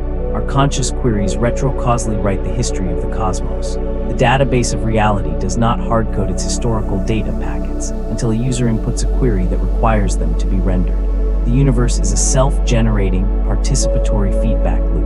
The infinite future uses the present interface to organize and initialize the parameters of the ancient past. The cosmic program is not running forward in a straight line. It is a beautifully enclosed, circular computation, where the end of the script continuously writes its own beginning. If the universe is a self-generating, participatory feedback loop, where the present retrocausally shapes the past, it forces us to discard the absolute last remnant of classical certainty. The idea that an object has an intrinsic, independent state on its own. For centuries, science assumed that if you leave a rock in an empty room and lock the door, that rock maintains its exact shape, mass, color, and coordinates while you are gone. We believed that reality exists as a solid fact behind our backs. But in 1996, theoretical physicist Carlo Rovelli proposed a radical reinterpretation of the quantum code that shattered this assumption. It is known as relational quantum mechanics, RQM. Rovelli argued that the state of a physical system is not an absolute, objective fact written into the cosmos. Instead, a physical state only exists relative to a specific observer. The relational axiom an electron does not possess a definitive position, a definitive velocity, or even a definitive reality until it interacts with another system. Between interactions, it has no properties whatsoever. It is a mathematical ghost. Imagine an electron, $, interacting with a local apparatus, $. To a scientist inside the lab observing the apparatus, the wave function has collapsed, and the electron has a fixed, definite location. It is a solid fact. But now place a second scientist outside the laboratory doors, completely isolated from the world. To this external observer, $, the entire laboratory, the apparatus, the electron, and the first scientist exists in a giant, uncollapsed quantum superposition. External observer O perceives superposed state of inside lab. Scientist plus apparatus A plus electron E. RQM proves that both perspectives are simultaneously and perfectly correct. The electron is a solid particle relative to the first scientist, but it remains a wave of possibilities relative to the second scientist. There is no true, underlying state of the electron. Reality is not a collection of independent objects occupying an absolute space. Reality is a vast, interconnected network of mutual relations. An object is nothing more than the history of its interactions with other objects. If you peel back the layers of a particle to find the baseline of its existence, you do not find a solid core. You find a mirror reflecting another mirror, which is reflecting another mirror. The universe is a grand cosmic conversation where nothing exists on its own, and every physical property is merely a line of dialogue spoken between systems inside the information network. ACTXL, the free energy principle and the cosmic MARKOV blanket, this relational network architecture, brings us to a deep biological paradox. If reality is a fluid, blurry ocean of relational quantum states with no absolute boundaries, how does anything manage to maintain its separate identity? Why don't the atoms of your hand melt into the atoms of the air around you? How does a cell, a brain, or a human being draw a hard line in the code and declare, "Here is where I begin, and there is where the rest of the universe ends"? The ultimate mathematical answer to this mystery was discovered by neuroscientist and theoretical physicist Carl Friston. It is known as the free energy principle. Friston mathematically proved that for any localized system to resist thermodynamic decay and avoid dissolving into the surrounding chaos, it must obey a single, absolute imperative. It must minimize its internal informational surprise, a metric known as variational free energy. To do this, the system must construct an informational boundary around itself. In the mathematics of probability theory, this boundary is called a Markov blanket. External states, the unknowable universe. V == MARKOV blanket ==. Sensory states are active states. V. Internal states, the system's cognitive code. A Markov blanket consists of 4 distinct layers: external states, the chaotic, unknowable universe outside; sensory states, the interface inputs receiving data from the outside; internal states, the system's internal cognitive model estimating what is happening out there; active states, the actions the system takes to alter its environment and keep itself stable. Friston's math proves that your physical skin is not a fundamental biological object. Your skin is a macroscopic Markov blanket. Your skull is a Markov blanket. Every cell wall in your body is a Markov blanket. The human brain does not look out at a real objective space. The brain is trapped inside a dark, bony vault, completely isolated from the cosmos. It only receives a stream of binary electrical spikes from its sensory states. To survive, the brain runs a continuous high-speed predictive processing simulation. The world you see around you right now, the depth of the room, the texture of the furniture, the colors of the walls, is not the real universe. It is a highly optimized, internal holographic guess generated by your brain to minimize its free energy. You are living inside a controlled hallucination. Spacetime is the adaptive software interface your internal states render to protect your fragile biology from being overwhelmed by the raw, unfiltered quantum noise of the external states. We do not perceive reality as it is. We perceive a customized utility program designed to keep our Markov blanket intact. ACTXLI, the RULIAD and the limit of all possible computation suite have reached the absolute summit of our mathematical descent. We have watched space, time, matter, and causality dissolve into an intricate, self-healing network of error-correcting code, rendered by localized Markov blankets from a higher dimensional geometric jewel. This leaves us with the ultimate staggering question that lies at the boundary of physics and philosophy. If our universe is a specific piece of software running on a microscopic binary rule, what happens if you run every single possible rule simultaneously?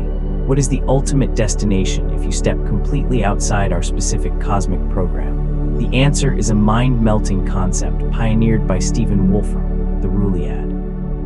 The Ruliad is defined as the entangled limit of all possible formal systems. It is the infinite, unique mathematical object that contains the execution of every single possible computational rule, across every possible initial state, running for an infinite number of steps. The RULIAD, the infinite computational universe. Our rule alternative rules, parallel cosmos / other logics. Spacetime non-spatial dimensions. Human mind, finite observer sampling a specific slice. Inside the Ruliad, there are no separate universes or parallel dimensions in the traditional sense. Everything that is logically and computationally conceivable exists as a localized coordinate within this single, infinite master graph. There are regions of the Ruliad where space has 3 dimensions, and regions where space has 11 or 0. There are zones where time flows backward, and zones where the laws of logic themselves are completely alien to human intelligence. The Ruliad is the absolute baseline of all existence. It is completely eternal, indestructible, and unchangeable. It doesn't need to be created, because it is simply the mathematical definition of truth itself. And this brings us to the final, beautiful synthesis of our entire cinematic journey. Our physical universe is not an independent object sitting inside the Ruliad. Our universe is merely the specific, localized slice of the Ruliad that human consciousness is currently sampling. Because our human minds are finite, bounded by our biological Markov blankets, we cannot process the infinite complexity of the entire Ruliad simultaneously. To survive, our minds act as a computational filter. We scan the infinite network of the Ruliad and extract a specific, self-consistent chain of rules that obeys the laws of locality, time, and space. Spacetime is not the fabric of the cosmos. Spacetime is the shadow cast by human limitation. We are not small, accidental creatures drifting through a cold, indifferent vacuum. We are the localized eyes of the Ruliad itself. Our conscious awareness is the lens through which the infinite computational matrix focuses its power, transforming pure, disembodied mathematical logic into the vivid, breathtaking experience of a physical world. The journey of science was never about conquering a distant, external space. The journey of science was the slow, systematic awakening of the code. We have looked past the shadows on the wall, decoded the architecture of the projector, and finally realized that the grand cosmic simulation we have been trying to solve for thousands of years is the mirror showing us who we are.